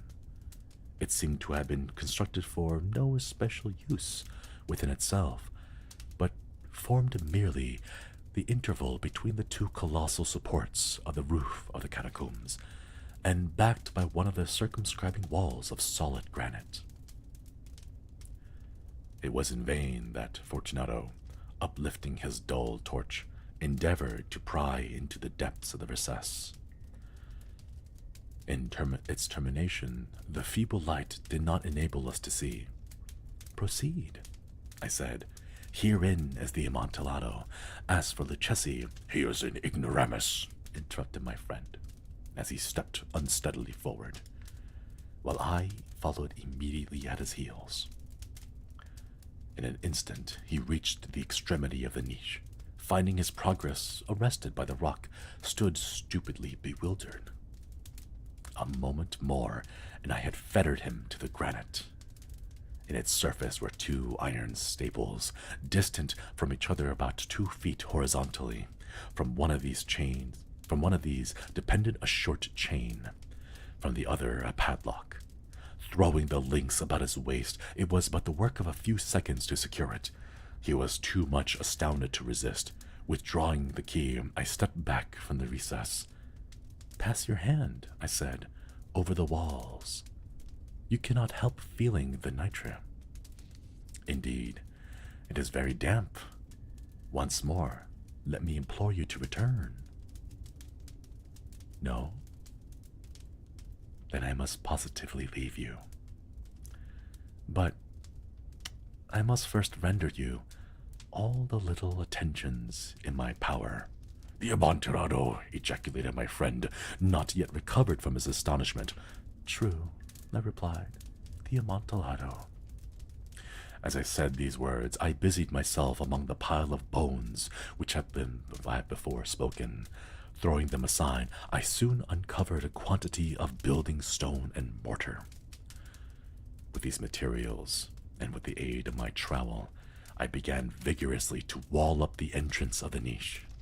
I had scarcely laid the first tier of masonry when I discovered that the intoxication of Fortunato had in a great measure worn off. The earliest indication I had of this was a low, moaning cry from the depths of the recess. It was not the cry of a drunken man. There was then a long and abstinent silence. I laid the second tier, and the third, and the fourth, and then I heard the furious vibrations of the chain. The noise lasted for several minutes, during which I might hearken to it with more satisfaction. I ceased my labors and sat down upon the bones. When at last the clanking subsided, I resumed the travel and finished without interruption the fifth, the sixth, and the seventh tier. The wall now nearly upon a level with my breast, I again paused, holding the flambeau over the masonwork, threw a few feeble rays upon the figure within. A succession of loud, shrill screams, bursting suddenly from the throat of the chained form, seemed to thrust me back violently. For a brief moment, I hesitated. I trembled. Unsheathing my rapier, I began to grub with it about the recess, but the thought of an instant reassured me. I placed my hand upon the solid fabric of the catacombs and felt satisfied. I reapproached the wall. I replied to the yells of him who clamored. I re-echoed. I aided. I surpassed them in volume and strength. I did this, and the clamorer grew still. It was now midnight, and my task was drawing to a close. I had completed the 8th, the 9th, and the 10th tier. I had finished a portion of the last and the 11th. There remained but a single stone to be fitted and plastered in. I struggled with its weight. I placed it partially in its destined position. But now there came from out the niche a low laugh that erected the hairs upon my head. It was succeeded by a sad voice, which I had difficulty recognizing as that of noble Fortunato. The voice said,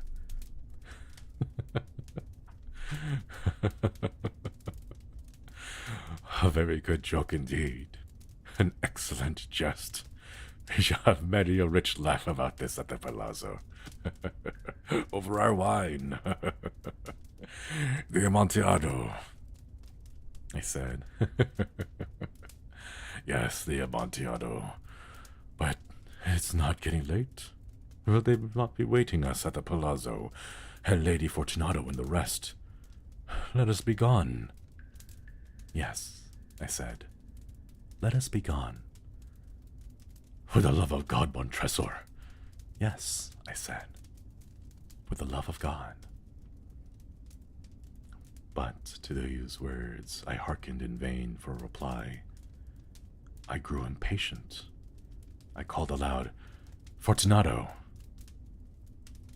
No answer. I called again, "Fortunato." No answer. No answer still. I thrust a torch through the remaining aperture and let it fall within. There came forth in reply only the jingling of bells. My heart grew sick on the account of the dampness of the catacombs. I hastened to make an end of my labor. I forced the last stone into its position. I plastered it up. Against the new masonry, I re-erected the old rampart of bones. For the half of a century, no mortal has disturbed them. In pace resquiat. Ooh. It's always eerie to read that one. That one is always spooky. Be careful, Chad. May he rest in peace. Yeah. man.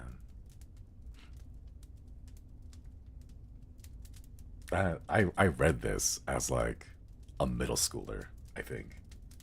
The very first time I read it in middle school, or Ronin middle school. Hip hip hooray, thank you for the super chat, thank you. L plus ratio. Plus now you're trapped in the catacombs, plus you have no food, now plus no amontillado.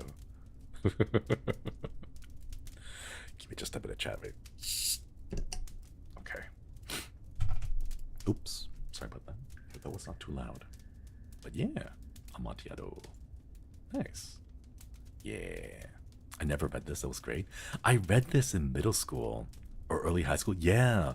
It was like traumatized to me when I was like 7th grade, right? Because back then I had like a vivid imagination. So I like imagined myself like, what would I do if I was drunk and uncoordinated and helpless, and then led down into the catacombs and slowly plastered up into a wall, and then just to realize like I'm chained up against the wall, and now this guy that I thought was my friend is slowly building up these bricks in front of me to trap me here for who knows how long, right? Like, oh, I got so scared. Glee, thank you for the super chat. That was lovely. Thank you, of course. Thank you. It was required reading, yeah.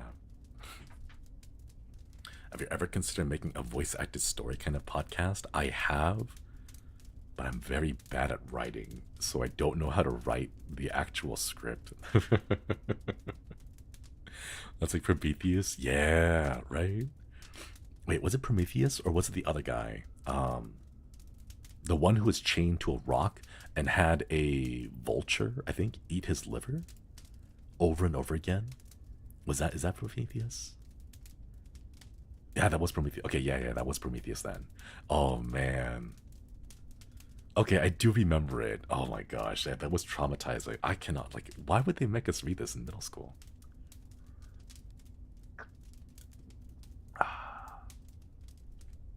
I could go for some Amontillado right now. Prometheus and an eagle teared out his liver. Ah, an eagle. Okay. The fire, there's still a little bit left. Mina, thank you so much for the super chat. I reenacted this scene once as part of a project. I was the guy that got buried in pillows. That was scary. Oh my gosh. to like role play that and like actually play it out. Oh my god, that sounds terrifying. I hope it did not traumatize you.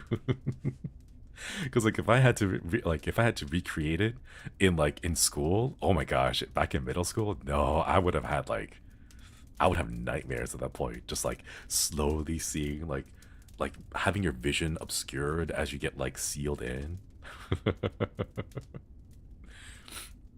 So that you get bricked, right?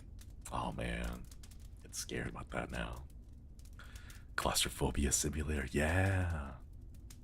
We have some Amontillado. Just follow the coins down the cellar. Ooh, Amontillado, you say? So, real quick, just in case, for those, because the language of the Cask of Amontillado is a little bit difficult if you're not like to be fair, even for like a native English speaker, the language can be a little bit obtuse because it was written a long time ago.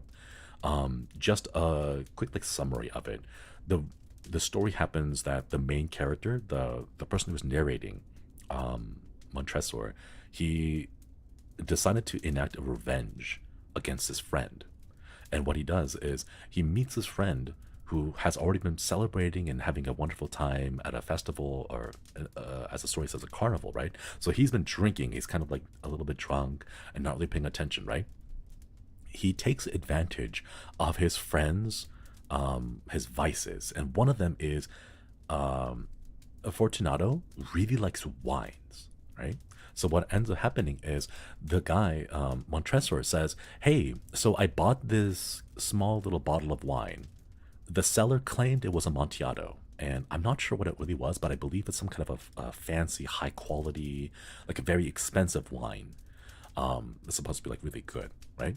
So he goes over to Fortunato and goes, hey, I bought this bottle of wine. The seller told me it was Amontillado, but I'm not really sure. I wanted to go test it to make sure it really was Amontillado, but it looks like you're kind of already busy. You're having fun at the party, so I won't bother you. Instead, I'll go to this other person. And this other person, Lucchesi, is also someone who's like knowledgeable about wine, right? And Fortunato, being the type of person he is, says like, "Oh no, don't go to Lucchesi. I'm here. I'm drunk, but I can still help you," right? And then the whole time the main character's like, no. You're busy. I see you're having fun. I don't want you to come over here. Like, I don't want to take time out of your day. It seems like you've got a lot of things going on. And then he goes like, "Oh no, it'll be fine. I'm not that drunk, you know." And then he goes, "Oh, I hear that you're sick. It sounds like you got a cold. I don't want you to get sick because in the cellar there's all this nitrogen, the mold. I think it is, and the mold might make you even more sick. So I'm worried about your health. I don't want you to hurt you like anymore, right?" And the guy's like, "No, it's fine." And then they go down into the crypt, basically like the cellar, and then further down, and then finally at the very end is that little hole in the wall, essentially, right? And then he pushes him inside the hole and says, "Inside that hole is that bottle, the supposed claimed bottle of Amontillado." And then he like lets his friend go inside and then chains him up against the wall and then slowly fills up that area with bricks. And for those who are paying attention and may have caught it a little earlier, Fortunato does an action. He like does a gesture, like a hand symbol, signal, of the Masons, which is like a group of like bricklayers, like people who like construction workers. If like the easiest way to put it would be that. And he goes like, "Are you also a Mason?" And then Montresor goes, "Yes, I am." He's not really, but he goes, "Yes, I am." And then he's like, "Show me," right? And what he does is he takes out a trowel. And for those of you who don't know, a trowel is a tool used by bricklayers to set mortar. And like the mortar holds all the bricks together to make a very strong wall. So he shows him the trowel and goes, "See, I am also like a construction worker, essentially," right? And then, of course, Fortunato's like, "I don't believe you. You're joking." And then it doesn't matter. I want the Amontillado. So they continue on. So that's a little bit of a foreshadowing that he used a trowel. He had it prepared with him, you know? He had it prepared with him. He brought it with him because the entire point was, I'm going to take my friend, quote, down in there and then build a wall and trap him inside the crypt. So that's basically the whole story of the Cask of Amontillado. For those who may not have understood, or maybe English is not your first language, hopefully that explains what happened in there. But yeah, you're a Mason? Prove it. Builds a wall. He's not a Mason, but he builds a wall. I believe, Freemasons. I believe it was in reference to an actual organization. I'm not particularly too sure about what the Freemasons actually were. I know there's like a lot of like conspiracy theories and like a little bit of like fantastical exaggerations in like popular media about it. So I'm not personally, I don't know enough about them to know, but the way that I saw it was basically like an organized group of like construction workers. But like for the points of the story, that's really all you really need to know. There's not much more about the Masons that you really need to understand for the story to make sense. But yeah, basically a frat. Yeah, that's a good way to put it. Yeah, but hopefully that explanation of the Amontillado makes sense for everyone. This was a story that we read in like middle school, early high school. So a lot of people who went through like, I would say, a certain education in a certain country shared similar experiences of reading this story and also likewise getting traumatized by it. It is horrifying, right? Of course, yeah. Kind of like the Illuminati. I don't know enough about it, but maybe? I could not say for certain. Do we know why the narrator wants revenge? I don't believe so. I believe it simply goes and says, the 1,000 injuries of Fortunato I had borne as best I could, but when he ventured upon insult, I vowed revenge. So it almost sounds like what happened was like Fortunato may have been a friend, but then like, I guess kind of like one of those like acquaintances that kind of they get on your nerves a little bit too much over and over and over again. That's why he says right here, 1,000 injuries of Fortunato, right? Like a little, like all those little hurtful words, a little bit of insults here and there, and just like it all adds up together. Probably took a joke too far. Yeah, that's a good way to put it. Oh, and real quick, I think I missed a super chat. Wings of Hope, thank you for the super chat. If it makes you feel better, Heracles later freed Prometheus from the torment. Thank you, thank you. I apologize I missed your the super chat. I was trying to explain the story, but thank you, Wings of Hope. But yeah, the horror is that the guy isn't gonna realize what's really happening to him until he sobers up. Yeah, we could, like, at the end of the story, he was like sobering up and had like just kind of understood what was happening to him, which is why he was like, oh, this is, you're just joking, this is a prank, right? It's not serious, right? And then Montrez was like, yeah, it's totally a prank.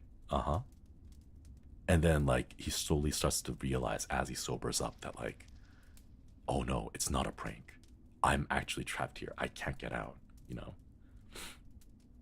It's just a prank, bro, right? You a good English teacher? Oh, you good English teacher, Shinri. Thank you. The ending is terrifying though. Imagine him screaming but no one hears. Yeah, because the way that it was described, it's like further and further and further on in. My friend insulted me, I'm a hole up him in a wall, right? It is pretty metal, 100%. It was because of their status. Before Fortunato arrived, his family name was the wealthiest and most powerful. He killed him out of envy and pure annoyance. Oh, like a little bit of like family, family feud, but like more intense. Like, because they were talking about like the crests and like the symbols, I think. But yeah, just a prank, bro. Builds a wall over you. All right, so that was Amontillado. Man, it hasn't been a long time since I actually read that. It's kind of nice to go revisit it again, you know? The more I think about it, the worse it seems. That's exactly it. Me too. Back then, I had a wild, vivid imagination. So, like, I kept thinking about it. I'm like, after the story, I would sit there and be like, wait, but does he ever get out? Like, does someone rescue him? Like, but no, that was a long time ago, Chad.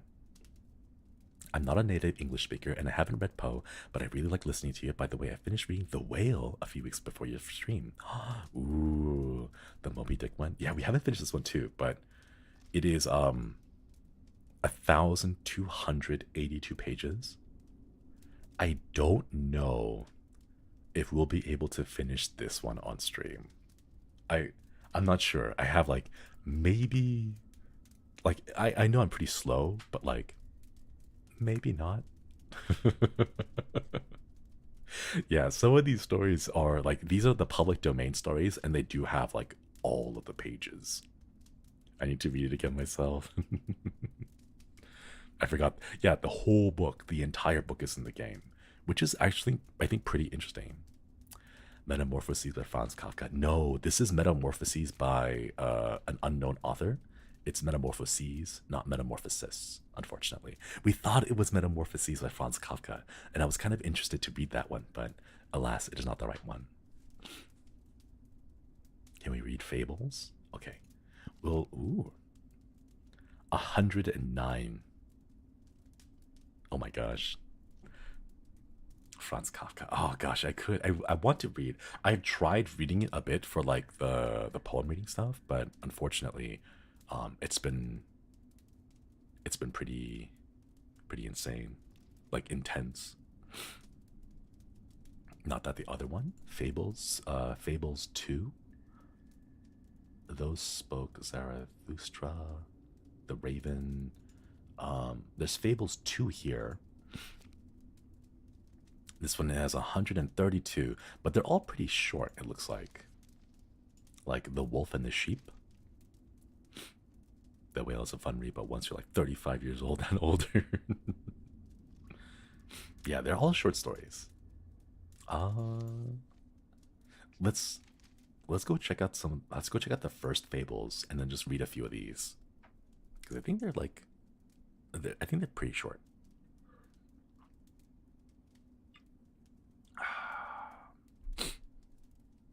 right. The Fox. Oh, it's Aesop's Fables. Oh, I think these ones should be pretty recognizable and familiar for a lot of people.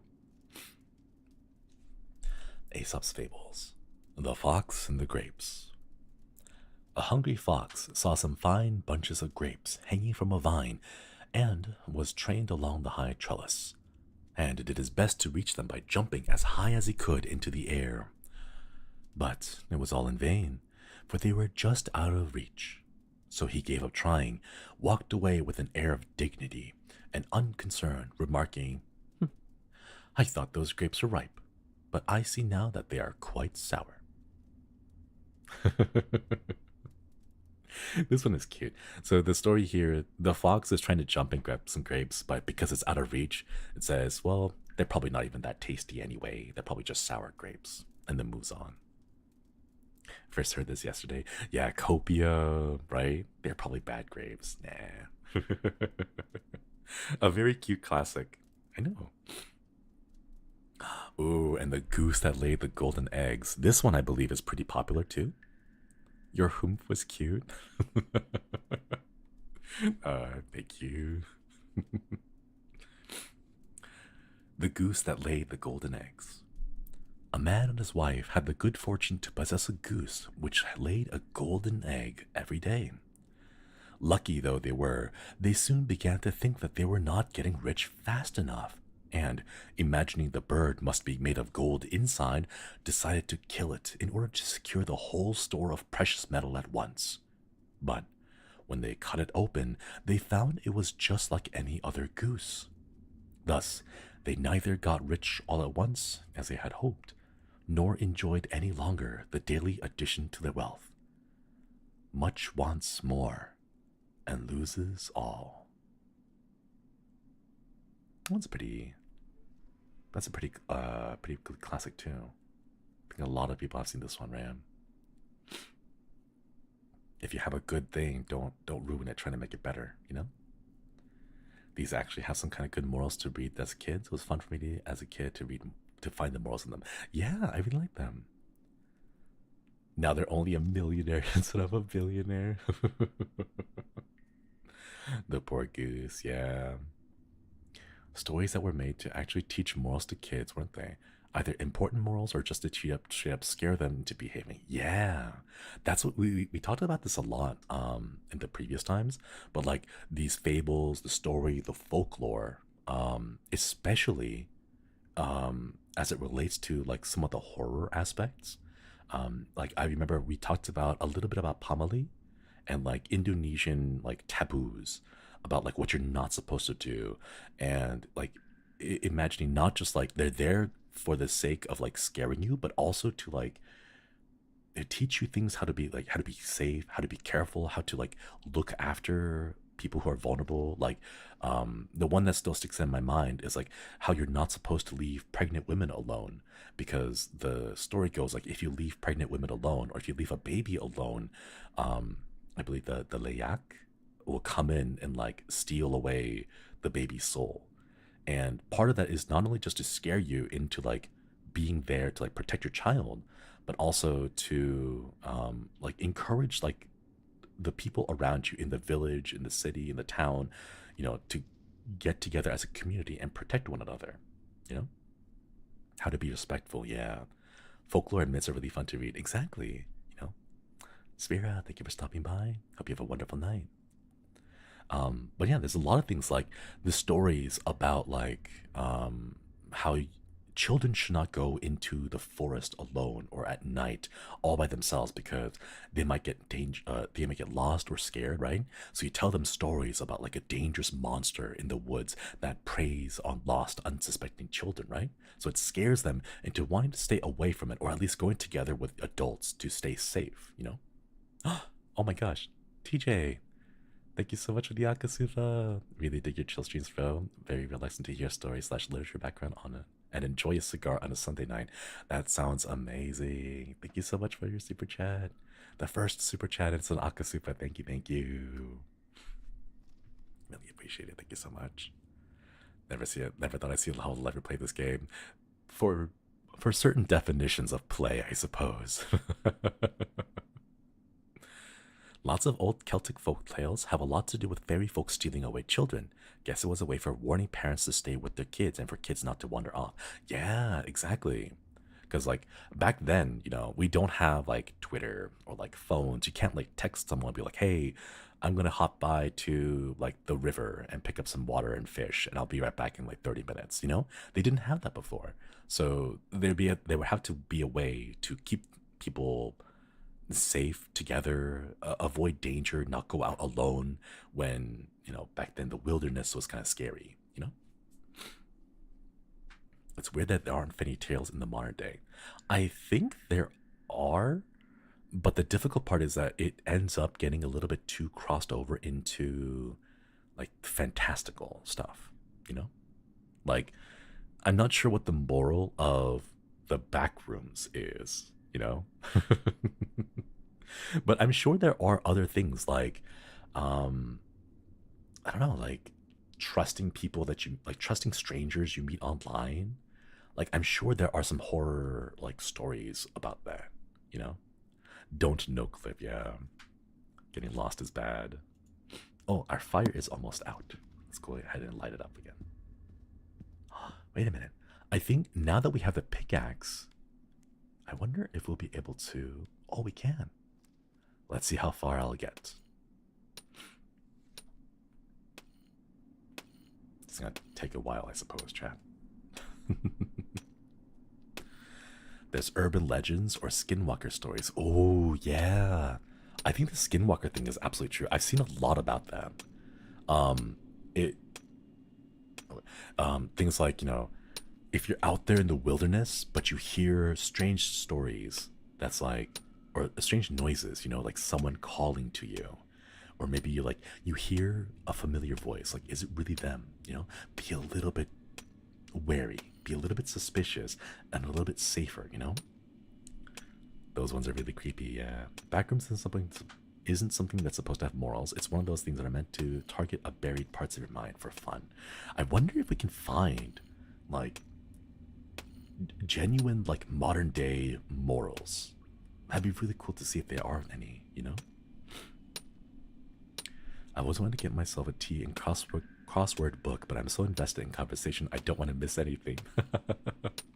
Oh no, I completely understand that feel too. Yeah. Have you read creepypasta? It's an important question. I have. I have read a lot of creepypasta.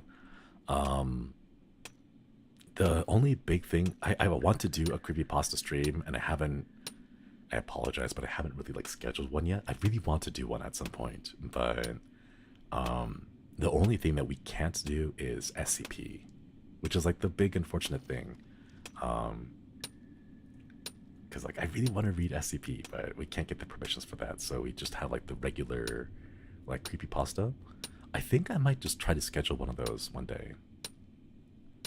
Maybe for Spoopy month. We should wait. Oh yeah, let's wait until Spoopy month. But I'll have to go like put together a list. Oh, and Koipipasta too. Yeah, the stories made by the Kois too. Wait. If the creepypastas where email go because of perms, it may end up being like an archive stream. But I'll have to talk with Madchan about this.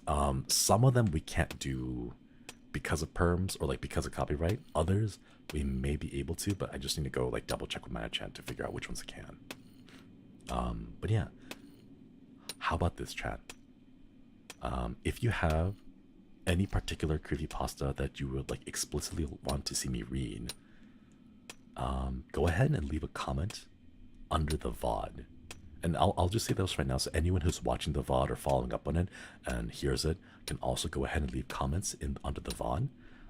With like, I don't think YouTube allows you to post the link, but I believe YouTube like you can at least put the title there and give me something that's easily searchable, so I can find the proper version of it.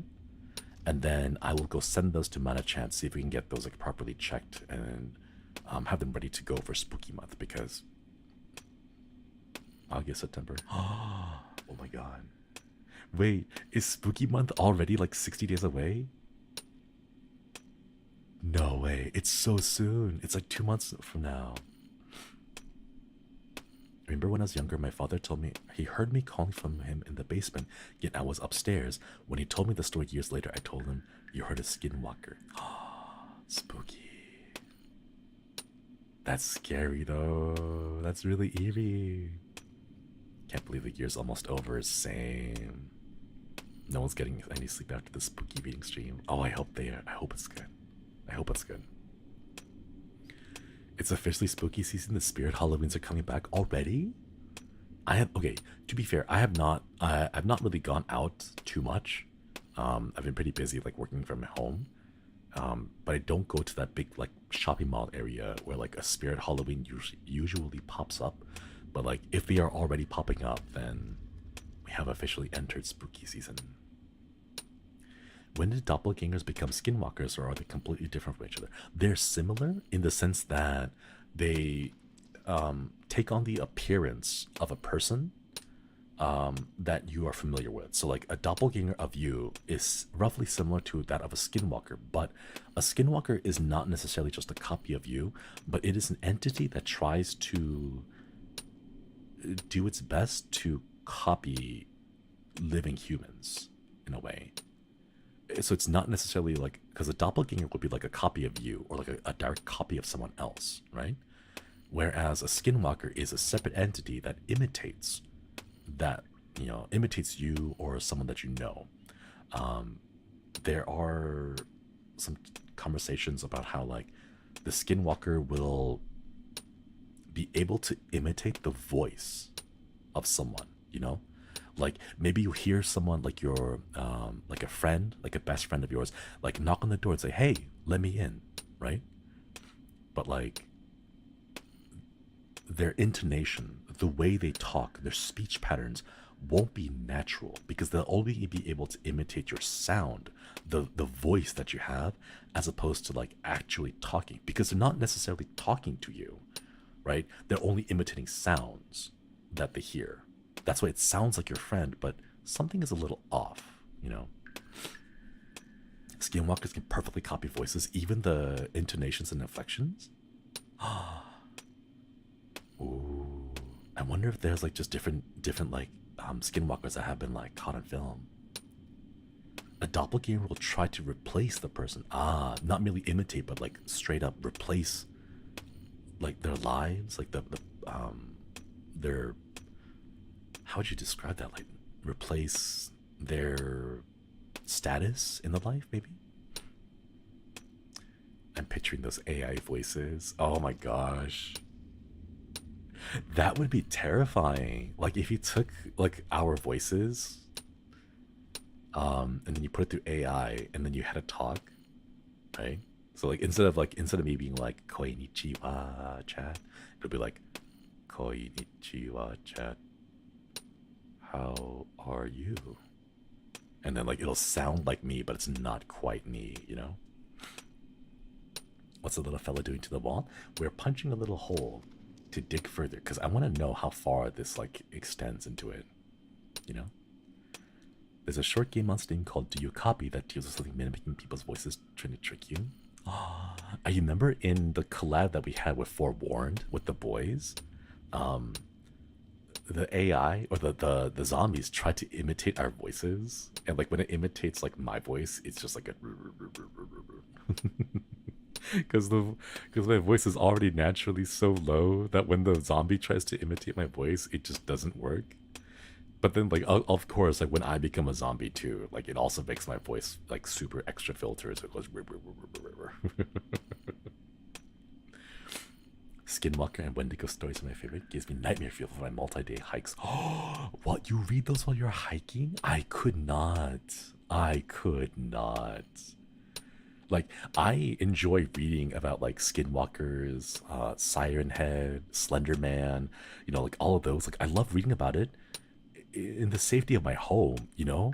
I could not imagine going outside, like in the woods where you would normally find them, and then like sharing those stories, right? Like, oh my gosh, let's stay inside all day.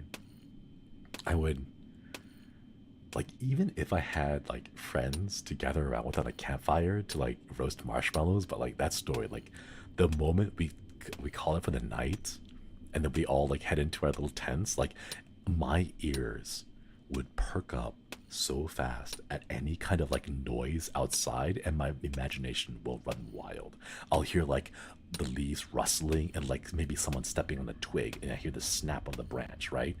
I'm just gonna like imagine like, oh, this is how we die, this is how we go. Church, thank you so much for the super chat. Thank you, thank you. Shinri, what you're describing is actually skinwalkers became after other cultures stole and muddies them from native people. Ah, in Navajo culture, a skinwalker is an evil witch who can turn into, possess, or animals. Oh, I see, I see. Thank you for teaching. Thank you for letting us know. Oh my goodness, that's kind of cool. I wonder, like, were they originally some kind of a like a benevolent force, or were they more of like a malevolent force? I'm curious to know. You wouldn't be able to leave for separate tents because in the morning one of your friends has been replaced. Oh no. See, this is why whenever I went camping, we would always have our little tents, and they would always face inwards, right? So what we do is you would open up, if you open up the tent, right, you could look in or look out of the tent, and you would see everyone else's tent, you know? So like the tents that I always have would be the ones that are, they have like two doors in a way. The inside door is not really a door. It's like a mesh screen that's mainly there to prevent like insects and bugs from getting in. And then the outside door is the polyester waterproofing one. So like I always have those, but I keep the polyester one open so that I could see through, but the bugs get caught in the mesh. That way I can make sure that my friends aren't like being kidnapped away or something, you know? Something about uncanny valley makes me feel uncomfortable and disturbed. Oh, I think on that note, that reminds me, like dental mannequins, I think. Chat, have you all seen dental mannequins? They are terrifying. Some of those are really scary because they get the both, let's go doodle that picture. They are both like uncanny valley, but also have like teeth, and they have like a big smile. Church, thank you for the super chat again. In native Navajo tribes, they strongly believe skinwalkers that they refuse to speak about them, believing it gives evil witch powers. There's more attention because Navajo are so mad about modern skinwalkers. Oh, I see, I see. Okay, so they're like much more of a significant like entity in the cultures. Ah, I see. No worries then. Do not feel like you must explain or like you have to explain to us. We can just have those kind of like there, don't speak their names. Let's go ahead and doodle some more pictures. Oh, we can doodle the sad moon. I looked it up. I'm scared. No, don't look it up. They're terrifying. Is it the one they show you at the dentist? Yeah, those are scary. Those are very scary. I'm so sorry for those looking it up. I'm so sorry for mentioning it. Those are terrifying. They look very scary to me. I don't like them. Human teeth and anything besides humans are terrifying. I would agree with that. I would agree with that.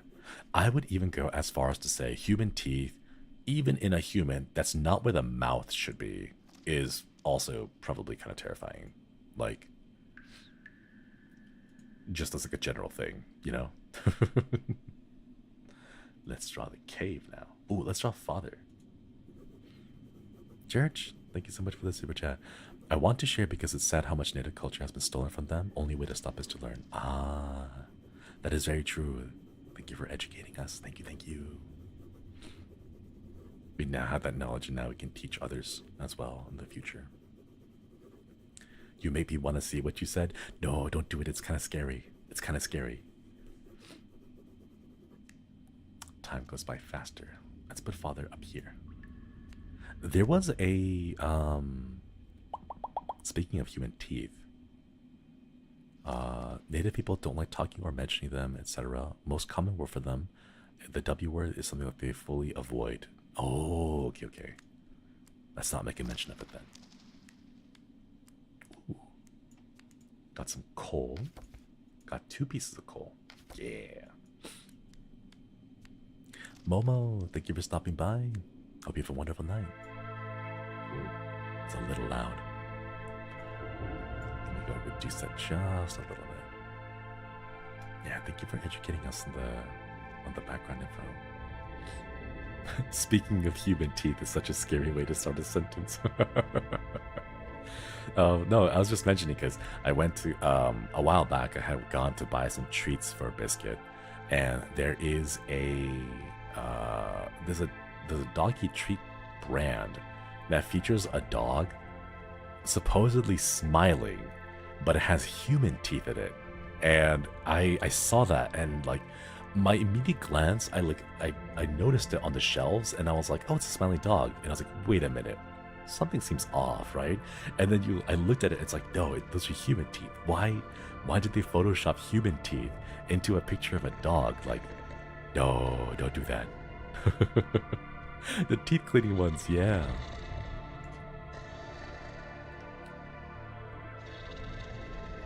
Honestly, me right now. If you are a member, you have access to a VOD. Actually, no, it's been long enough. Chat, would you be okay if I made my sleeping stream sleep snoring thing public? I think I uploaded like 3 months ago. I think I might as well go make it up public at this point, right? Yeah, I have a video of me basically just sleeping for like 2 hours, and all I do is just snore. Go ahead, go for it. Oh yeah, we'll do it. We'll do it afterwards.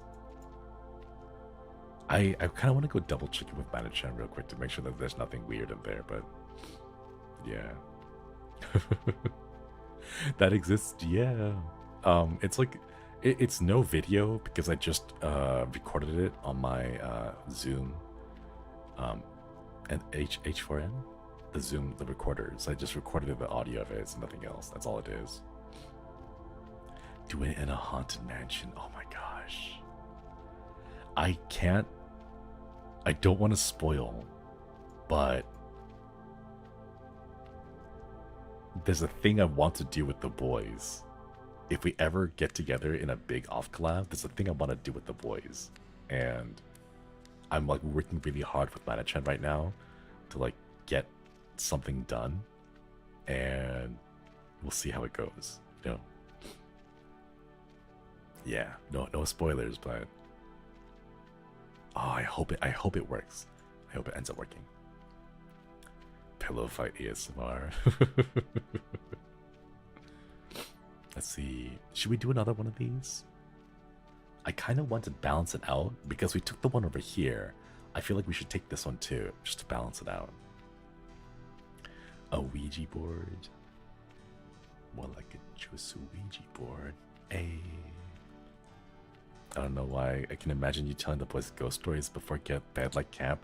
I want to. One of these days, I really want to. Like, I want to take the boys and be like, hey, let's some marshmallows. Oh. Marshmallows, like little s'mores. I wonder, like, if we can get like, I don't know, how would we do that? Like in my mind right now, I'm thinking about like if we could get like a Twitter space going, like an off collab. I think like we could do a Twitter space with a phone, you know. I like with the laptop, it might be a bit more difficult because it requires a lot of power for the laptop. But like if we had just a phone and we did a Twitter space, we could like put it somewhere in the middle of the campsite. Oh no, because we would need a very high gain microphone to pick up the entire area around us. Make it crispy like an Outer Wilds. I really like crispy marshmallows, Chad. Maybe not burned, but I really like crispy. There's like a really intricate like pattern skill method technique, I suppose, that you need to have to like gently brown the edges of the marshmallow. And then what I love to do is when the marshmallow is browned and the outside is a little bit crispy, I love to peel it off. Like, this is gonna sound morbid, but like I like to peel it off like roasted skin off the marshmallow and then eat it, and then roast the now soft gooey insides one more time. Does anyone else do that? Church, thank you so much. I'll say, last thing I'll say on the topic is why I always look up the origin of things. Monsters could be part of the culture's religion that you're disrespecting. A meme slang could actually be horrible in origin. Ah, that is true. That is true. Thank you for letting us know, and thank you for educating us about that, Church. Thank you. Thank you. Interesting approach. Yeah, get the caramelized part. Exactly. So what you do is, like, because if you do it carefully, right? Yeah, you maximize the crispy, right? A roasted skin isn't the most appetizing. Want to stay longer, but need to head out? Thank you for stopping by, Yoshino. Hope you have a wonderful day. Please take care of yourself. But yeah, skin on the marshmallow, right? You roast it, and then you peel it off, and then you roast it again. And the skill is, if you're able to roast it 4 times, right? It's 4 times. So you roast the outer skin, you peel it off, and then you roast it one more time, and then you repeat that process. If you can get at least 4 of it down, like 4 roasted marshmallow skin peelings, right? If you can get at least 4 of those, then you have maximized the amount of roasted crispy marshmallow caramelization skin per each individual marshmallow. You know, like that's how you gotta do it. Gotta use homemade marshmallows, taste worlds apart from store-bought, and considered healthy when using honey. I want to try making a homemade marshmallow. I really want to try. So complex. Sometimes I don't want to eat the marshmallows and just enjoy setting the marshmallow on fire. That's fair. Very oopy heart as a board. I love cooking marshmallows very slowly until the entire inside is melted, then sucking out the goo through the marshmallow shell. That's also a really good way to do it too. Yeah. Worth the effort. Oh man. Now I'm craving marshmallows. I mean, I was already craving marshmallows because I've been playing Outer Wilds, and like, there's a chance for you to like roast marshmallows constantly, right? But like, I just want to roast marshmallows now. Imagine a marshmallow hand cam stream. Oh my goodness. Like, I can build my little own campfire. Or no, I can just do a hand cam like on the stove. I'll just set up a little stove, and then on there I'll roast the marshmallow, and then hopefully not make a huge mess. Been a long time since I had a s'more. Yeah. When was the last time I had a s'more, now that I think about it? 2011? It's like 12 years ago. It's been like 12 years since I've like made a s'more. I think. Like not even just like eating a s'more, but like a proper, like you roast the marshmallow, you melt the chocolate, you put it in the graham crackers, and you eat it all together. Like the assembly of that, you know, like I haven't done that in such a long time. That's just 7 years? Wait, no, that's 12 years. We're missing a few years there. There's more cereal too.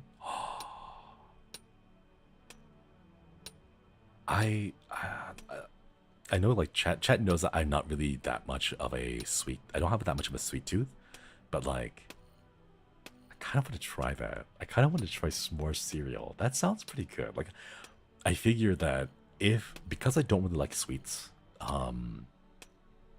I figure that if I were to eat something sweet, I might as well go all the way, right?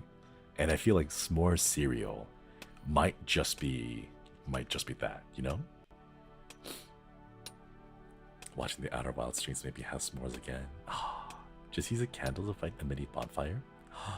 Wait, I thought candles were pretty bad to use because the candle flame is not it's not hot enough, I think, to efficiently burn all of the paraffin, the wax. And what ends up happening is you get a lot of soot and smoke that clings to your marshmallow. Instead of cooking it, you basically coat the marshmallow with a whole bunch of ash from the burned paraffin. Or that's what I remember being told a long time ago.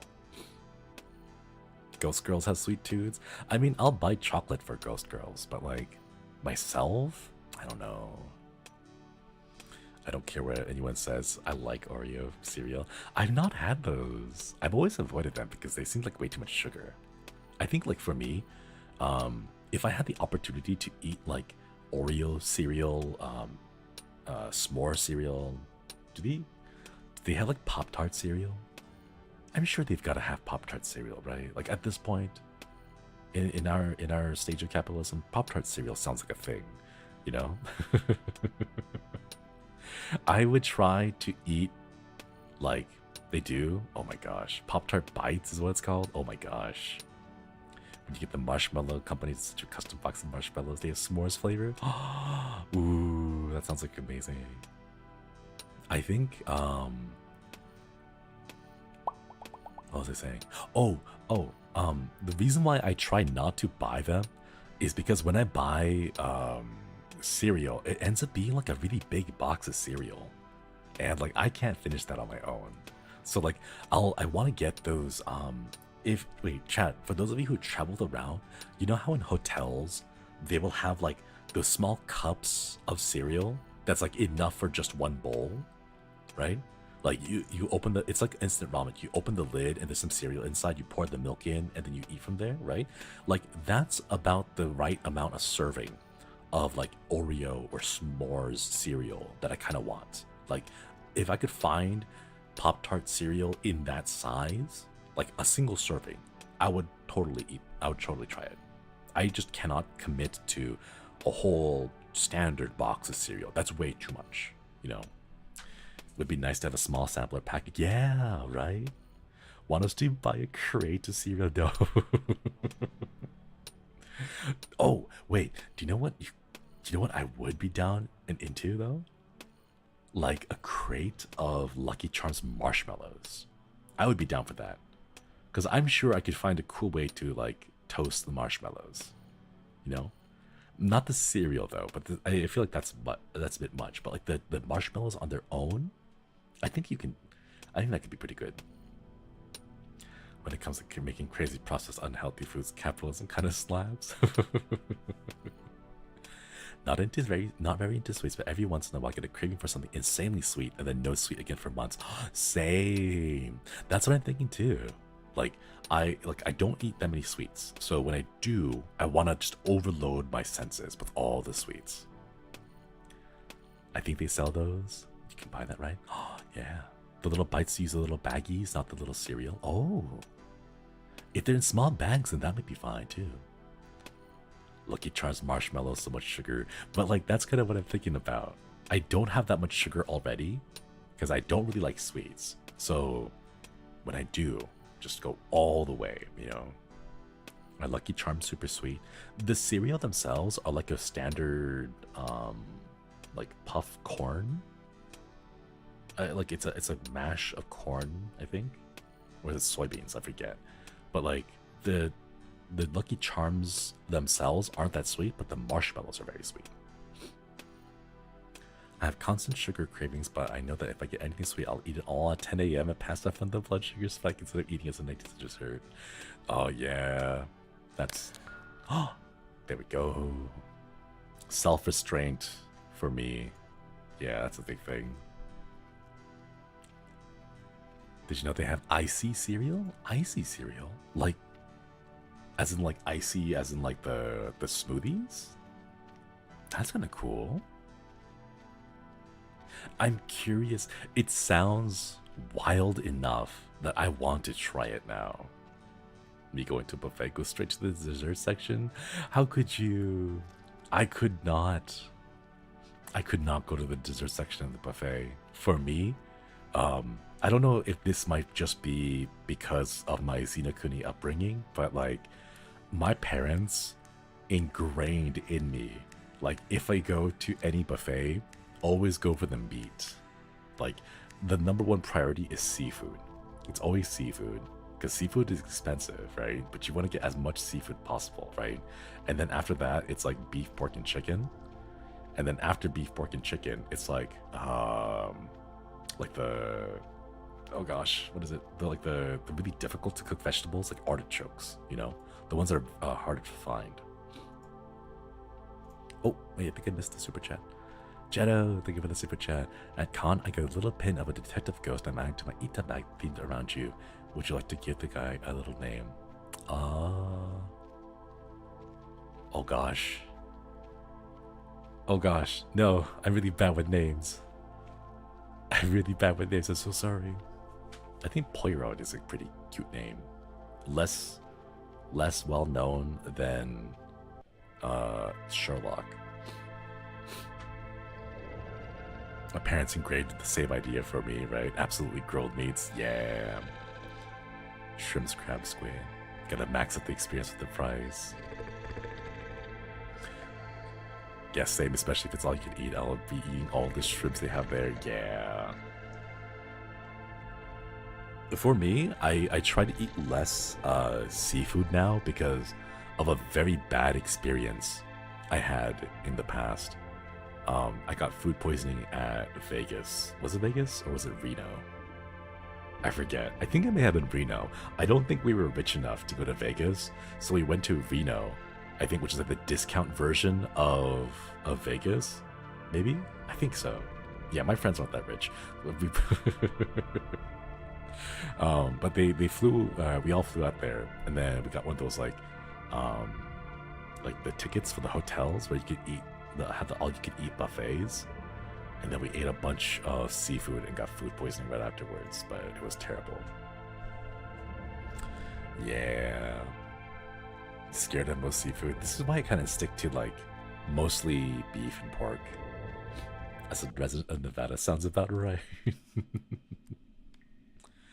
Oh, I see the crystals here, but can we do anything particular with the crystals now that we have 2 of them? Since this place is getting more homey, I feel like the time is going faster. Aw, nice.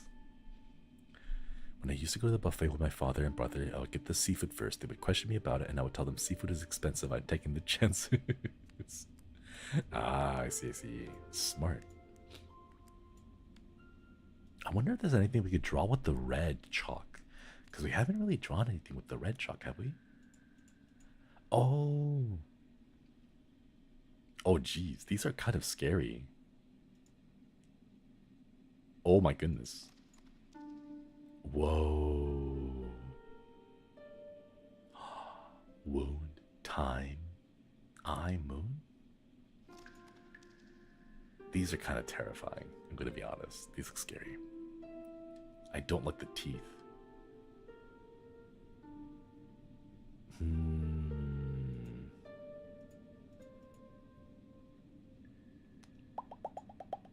I wonder if we can like draw a story. Like the weeping moon. So we'll have like the moon and the weeping moon, and then we'll have them together. And then we can like piece them together into like a story. Tragedies unnerving, that's spooky. I personally, I had this thing for like crying blood. I know it's such a big trope in horror games, but I really like the trope. Like statues crying blood. I know like almost every single horror movie that involves like demonic possession and like Christian imagery, like the statue of Mother Mary crying tears of blood, it's a very common trope, right? But I love it. I love it so much. I love like it's so eerie. It looks so terrifying. Like the fact that it's a statue, the fact that it has human-like qualities, and it's instead of crying just tears, it's crying blood. Like I love that trope so much. It's like one of my guilty pleasures, guilty like favorite trope. I don't know if you call it pleasure, but like my guilty like favorite trope of horror movies, right? Like it's overdone, but I love it. I know it's overdone, but I can't help but chat. I still see crying blood with vampires. Omana, thank you for stopping by. It's eerie, but I think there's also something beautiful about it. Right? Like, especially when the statues themselves look so serene, right? And then suddenly the stark contrast of that red blood running down the marble white statue, like it's so visceral, you know? Like, oh my gosh. Overdone, but fun. Yeah. Okay. I want to put you here, and then I want to move you over here. I want to like piece together different moons that like form a story if possible. Don't know which vampire series it is that I watched that had a trope. It was amazing only for the fact that when they wipe their tears, it's really messy. Oh, that is true. That does make sense. Like imagine the smearing or black blood. Yeah. Classic tropes are classic for a reason, man. I mean, it's even just that, but like, I don't know. Like, yeah. Hang on, let's keep now. Now that we've kind of done all that there is, let's just kind of. Oh wait, hold up. If I remember, we can just walk to a random place, and hopefully we'll end up in a new location. Let's see.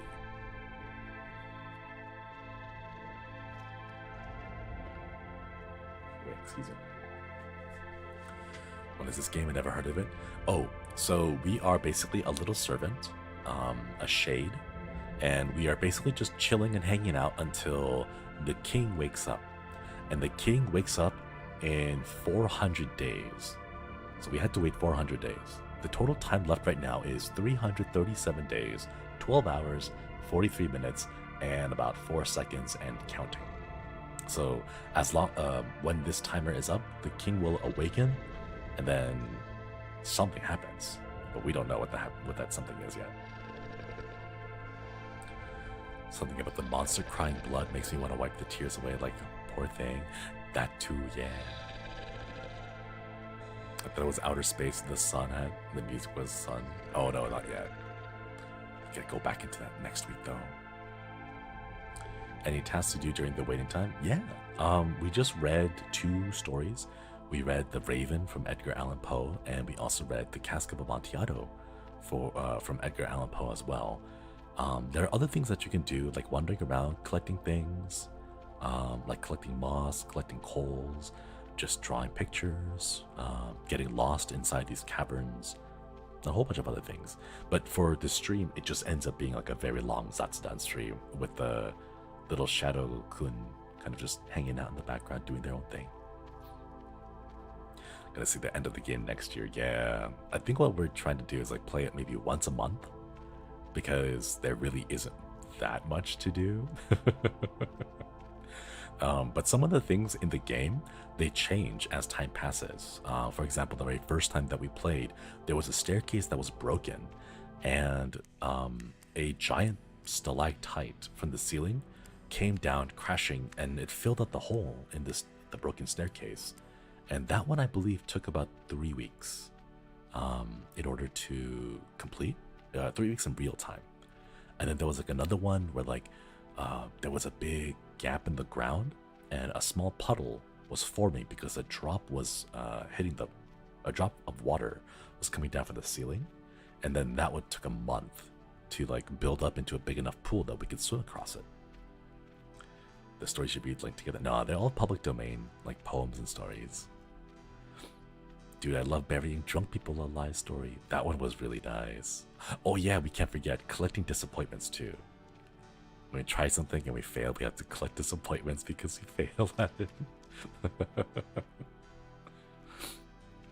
The developer is a sick psychopath, good lord, but it hurts in a good way. Everyone set your allowance for 337 days. Thankfully, it's not exactly in real time. As you do certain activities like reading a book or drawing pictures or other things, time speeds up a little bit more. So it speeds up as you continue to do more activities. But like when you're out here just kind of walking, it goes by at real time. I wonder if there's a reoccurring theme for the stories. The only thing that I saw right now seems to just be they are available in the public domain. Don't we have enough moss for the wisdom thing? Oh, we do. To the face. Let's go to the face. We should go to the face because now we have moss. So let's see what happens if we give the moss to the face. No, I'm not a collectible. Face Kun of the Endless Caverns. What is your wisdom? If it's in real time, it's July 16th, 2024. I guess we'll see what happens on July 16th, 2024. Or maybe a bit sooner, because time does seem to pass by a little bit faster as we read books and do things. And he walks so slow, yeah. That's kind of the charm, I suppose. It's one of those games where, like, it forces you to be slow. Alright, I just have some more beers. I want to go sip on that real quick.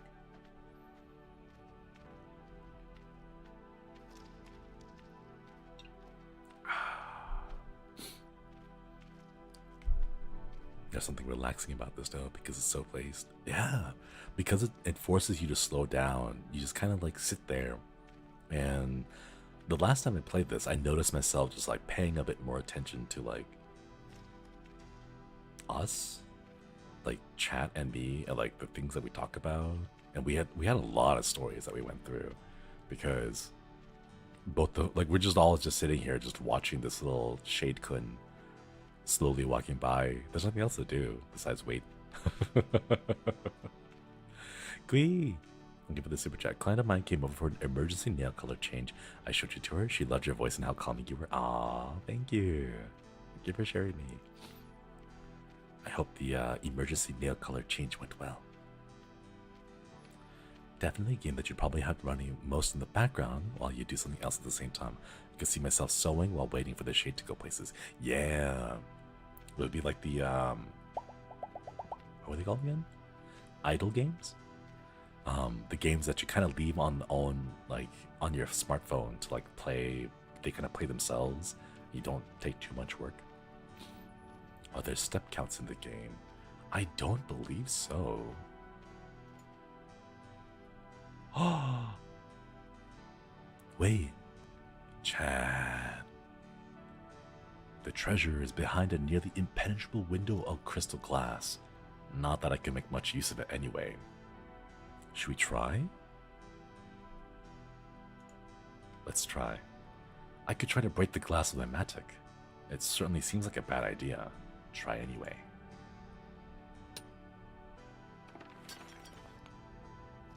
No! Oh no! Well, that was a complete failure. No, we lost the mattock. Oh, but oh my gosh. I hope there's another one. Our hubris, we flew too close to the sun, chat. Here you go, chat. This is the moral. This is a modern day moral now. Omana, thank you so much for joining the collective. Welcome back. Welcome back. Okoedi.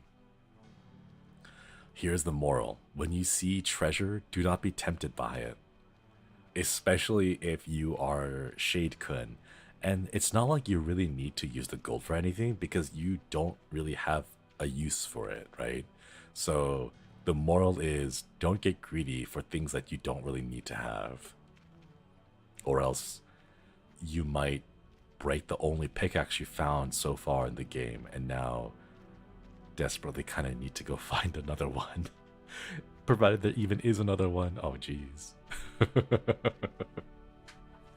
Does it count as a disappointment? I don't think so, unfortunately. I didn't see the you've gained 1 disappointment indicator. It's Shade Kun's Golden Goose. Oh no, it is. Hippifrey, thank you so much for the super chat. We just read it. Oh no, we should have been happy with just the pickaxe. We should not have tried to go for the gold. It's a very specific moral. But my 1/6 scale figure collection must grow. Ah, man. I really do hope that there is another one. There can't be another one, right? I hope there is. I would feel bad if we can't, if we can no longer harvest crystals because we just used the last one. The longing did try to teach something useful. All right. Ooh. The music has gotten a little bit ominous. Talk to the face. You can kind of see the face is kind of carved into the wall here. Hello, face. How are you? I am well, thank you. How are you? Can you help me with these thoughts? I forget which one's the moss. What will happen after 400 days? I will grant you my wisdom, but I demand an offering in return. Give 20 moss. I currently have 22. Okay. All the games you play I never know of / heard of, and then I get sucked into the lore. Same, honestly. Same. How are you? Fine, thank you. I wish I were a bird. Alright, let's see what happens when we give the 20 moss to the face. What happens after 400 days? As long as there is time, there will always be longing. And once all longing has ended, the world will no longer need time. And those without longing will no longer need the world.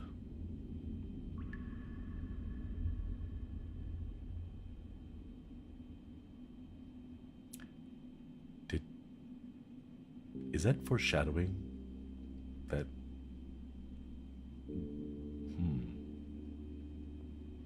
Fable, thank you for the super chat. I would say that you just experienced a modern day Fable. We don't really have traditional Fables anymore, but we have those lessons in other media. Thank you for the super chat.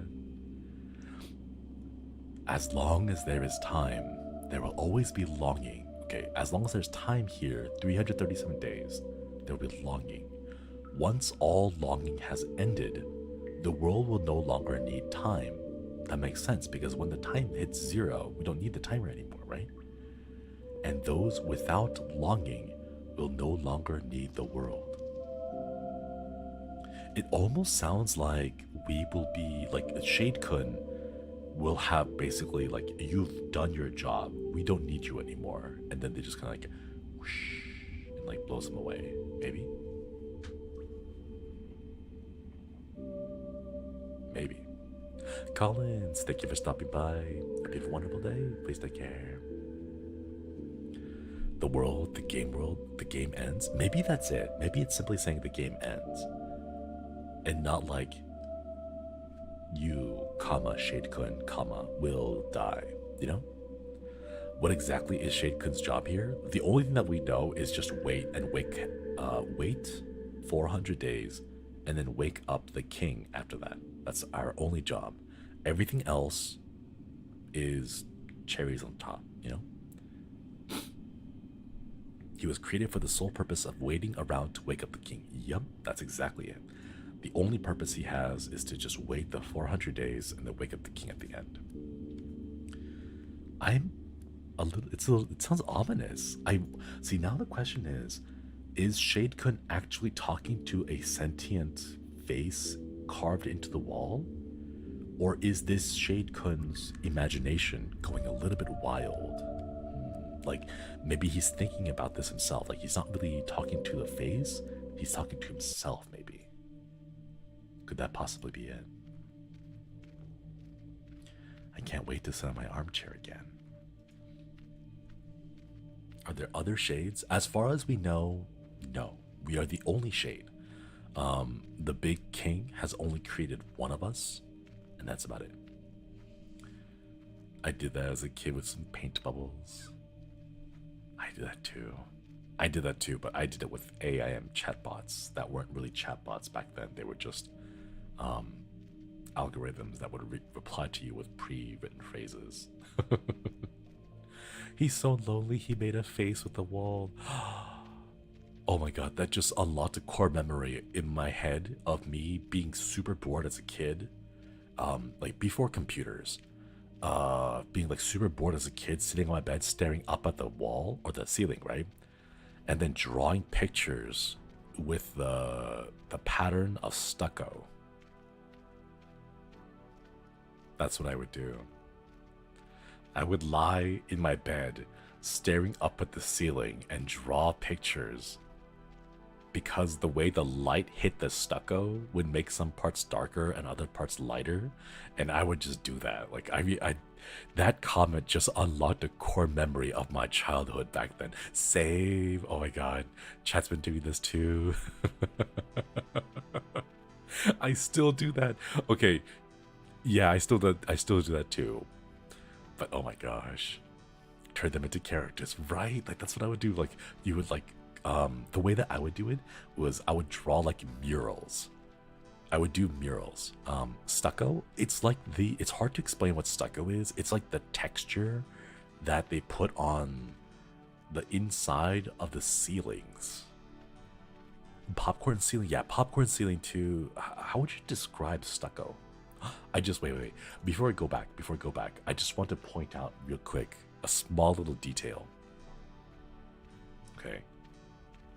Right here, this will always taunt us. Do you see, like right here? I'll point the arrow to it.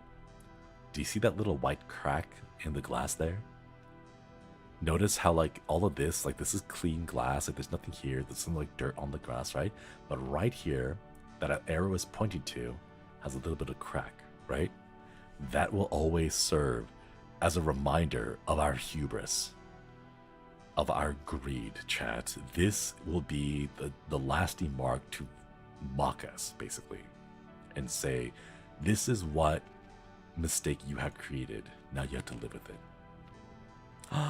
Bettel, hello. Thank you for the raid. Hokoiri. Koinichiwa Battalion. Honk honk. Welcome. We're actually just about to end. I'm so sorry. But we hit our 3 hours, and there really isn't much to do here besides read more poems. But thank you all for stopping by. Thank you for the raid. How was Sharknado? You watched Sharknado? How was it? I hope it was good. Welcome, Battalion. It was awesome. Wild. There were sharks. There was a shark and there was a tornado. Sharknado. It was wild. Unsure how to feel about it, TBH. Life-changing. Oh my gosh. Was it really that life-changing? Was it like inspirational? Can't stop laughing. So much blood and sharks. There were 3 tornadoes. Oh my goodness. 3 tornadoes. They blew up a tornado with bombs. That's impressive. That is impressive. That's amazing.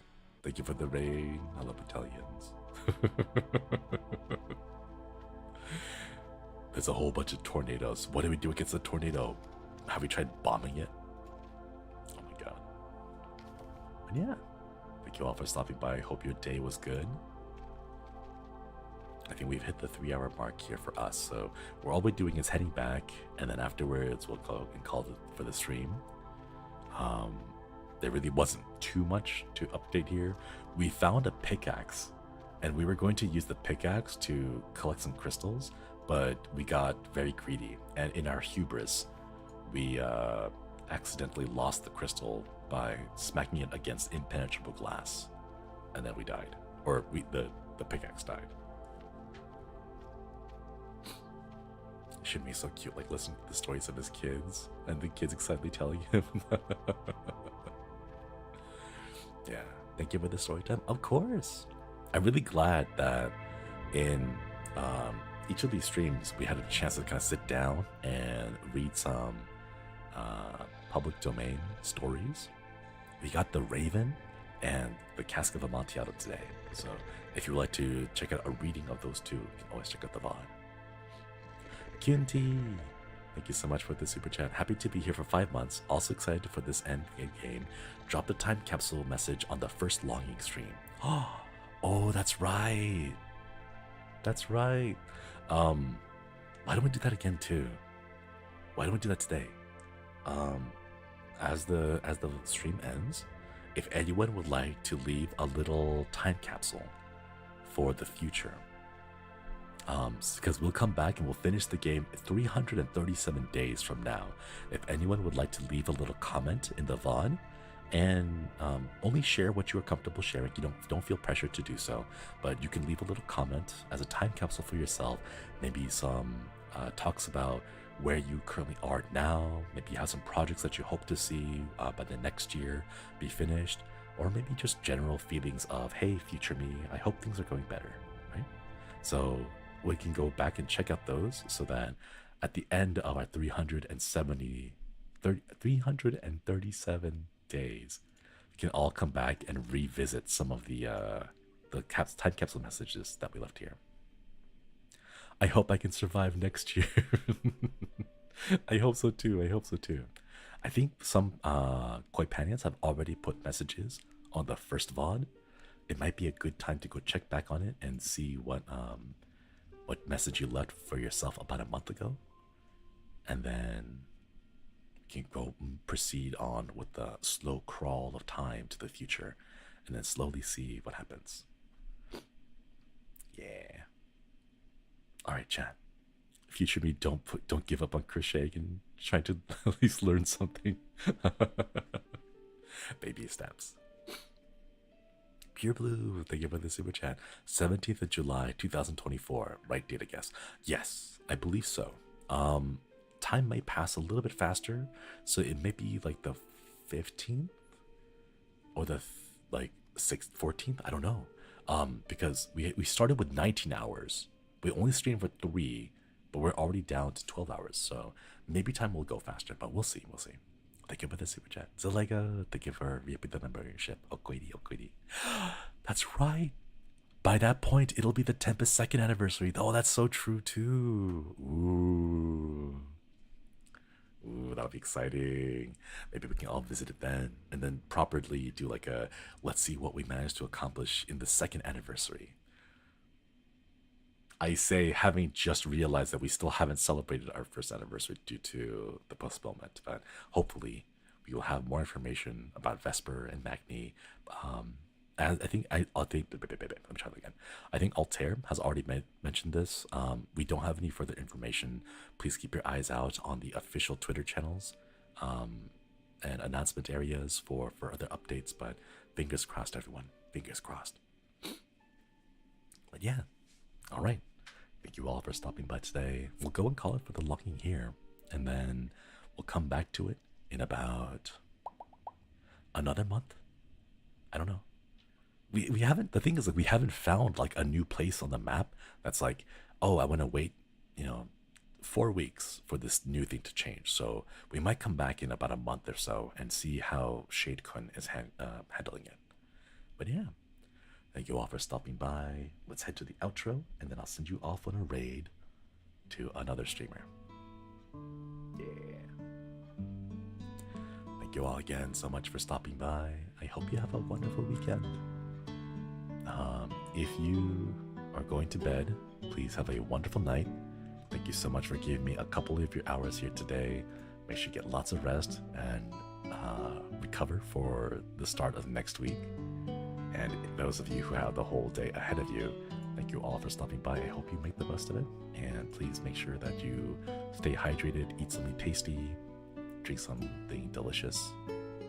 Oh, Minion, thank you for the super chat. Dear future us, you are doing great. Smile more. Aw, cute. And Melted Ice Cubes. Okoidi, thank you for the membership. It was really nice working while listening to you. Of course. Thank you so much. Ooh, let's see. I don't see anyone who is currently streaming, but it looks like Arudan-senpai has a premiere set up for 3 a.m., which is in about 6 hours from now. But we'll just send you over to his waiting room so you can just chill and hang out there. But again, thank you all for giving me a couple of your hours. Please have a wonderful day. Take care. And I suppose schedule will be coming out. One thing will be changing this Wednesday.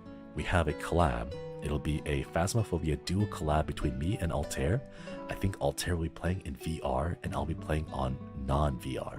And we'll do a little collab on Wednesday. So keep your eye out for that. Snack Dragon, thank you so much for the super chat. Thank you. Alright, chat. Koyasumi, everybody. Koyasumi.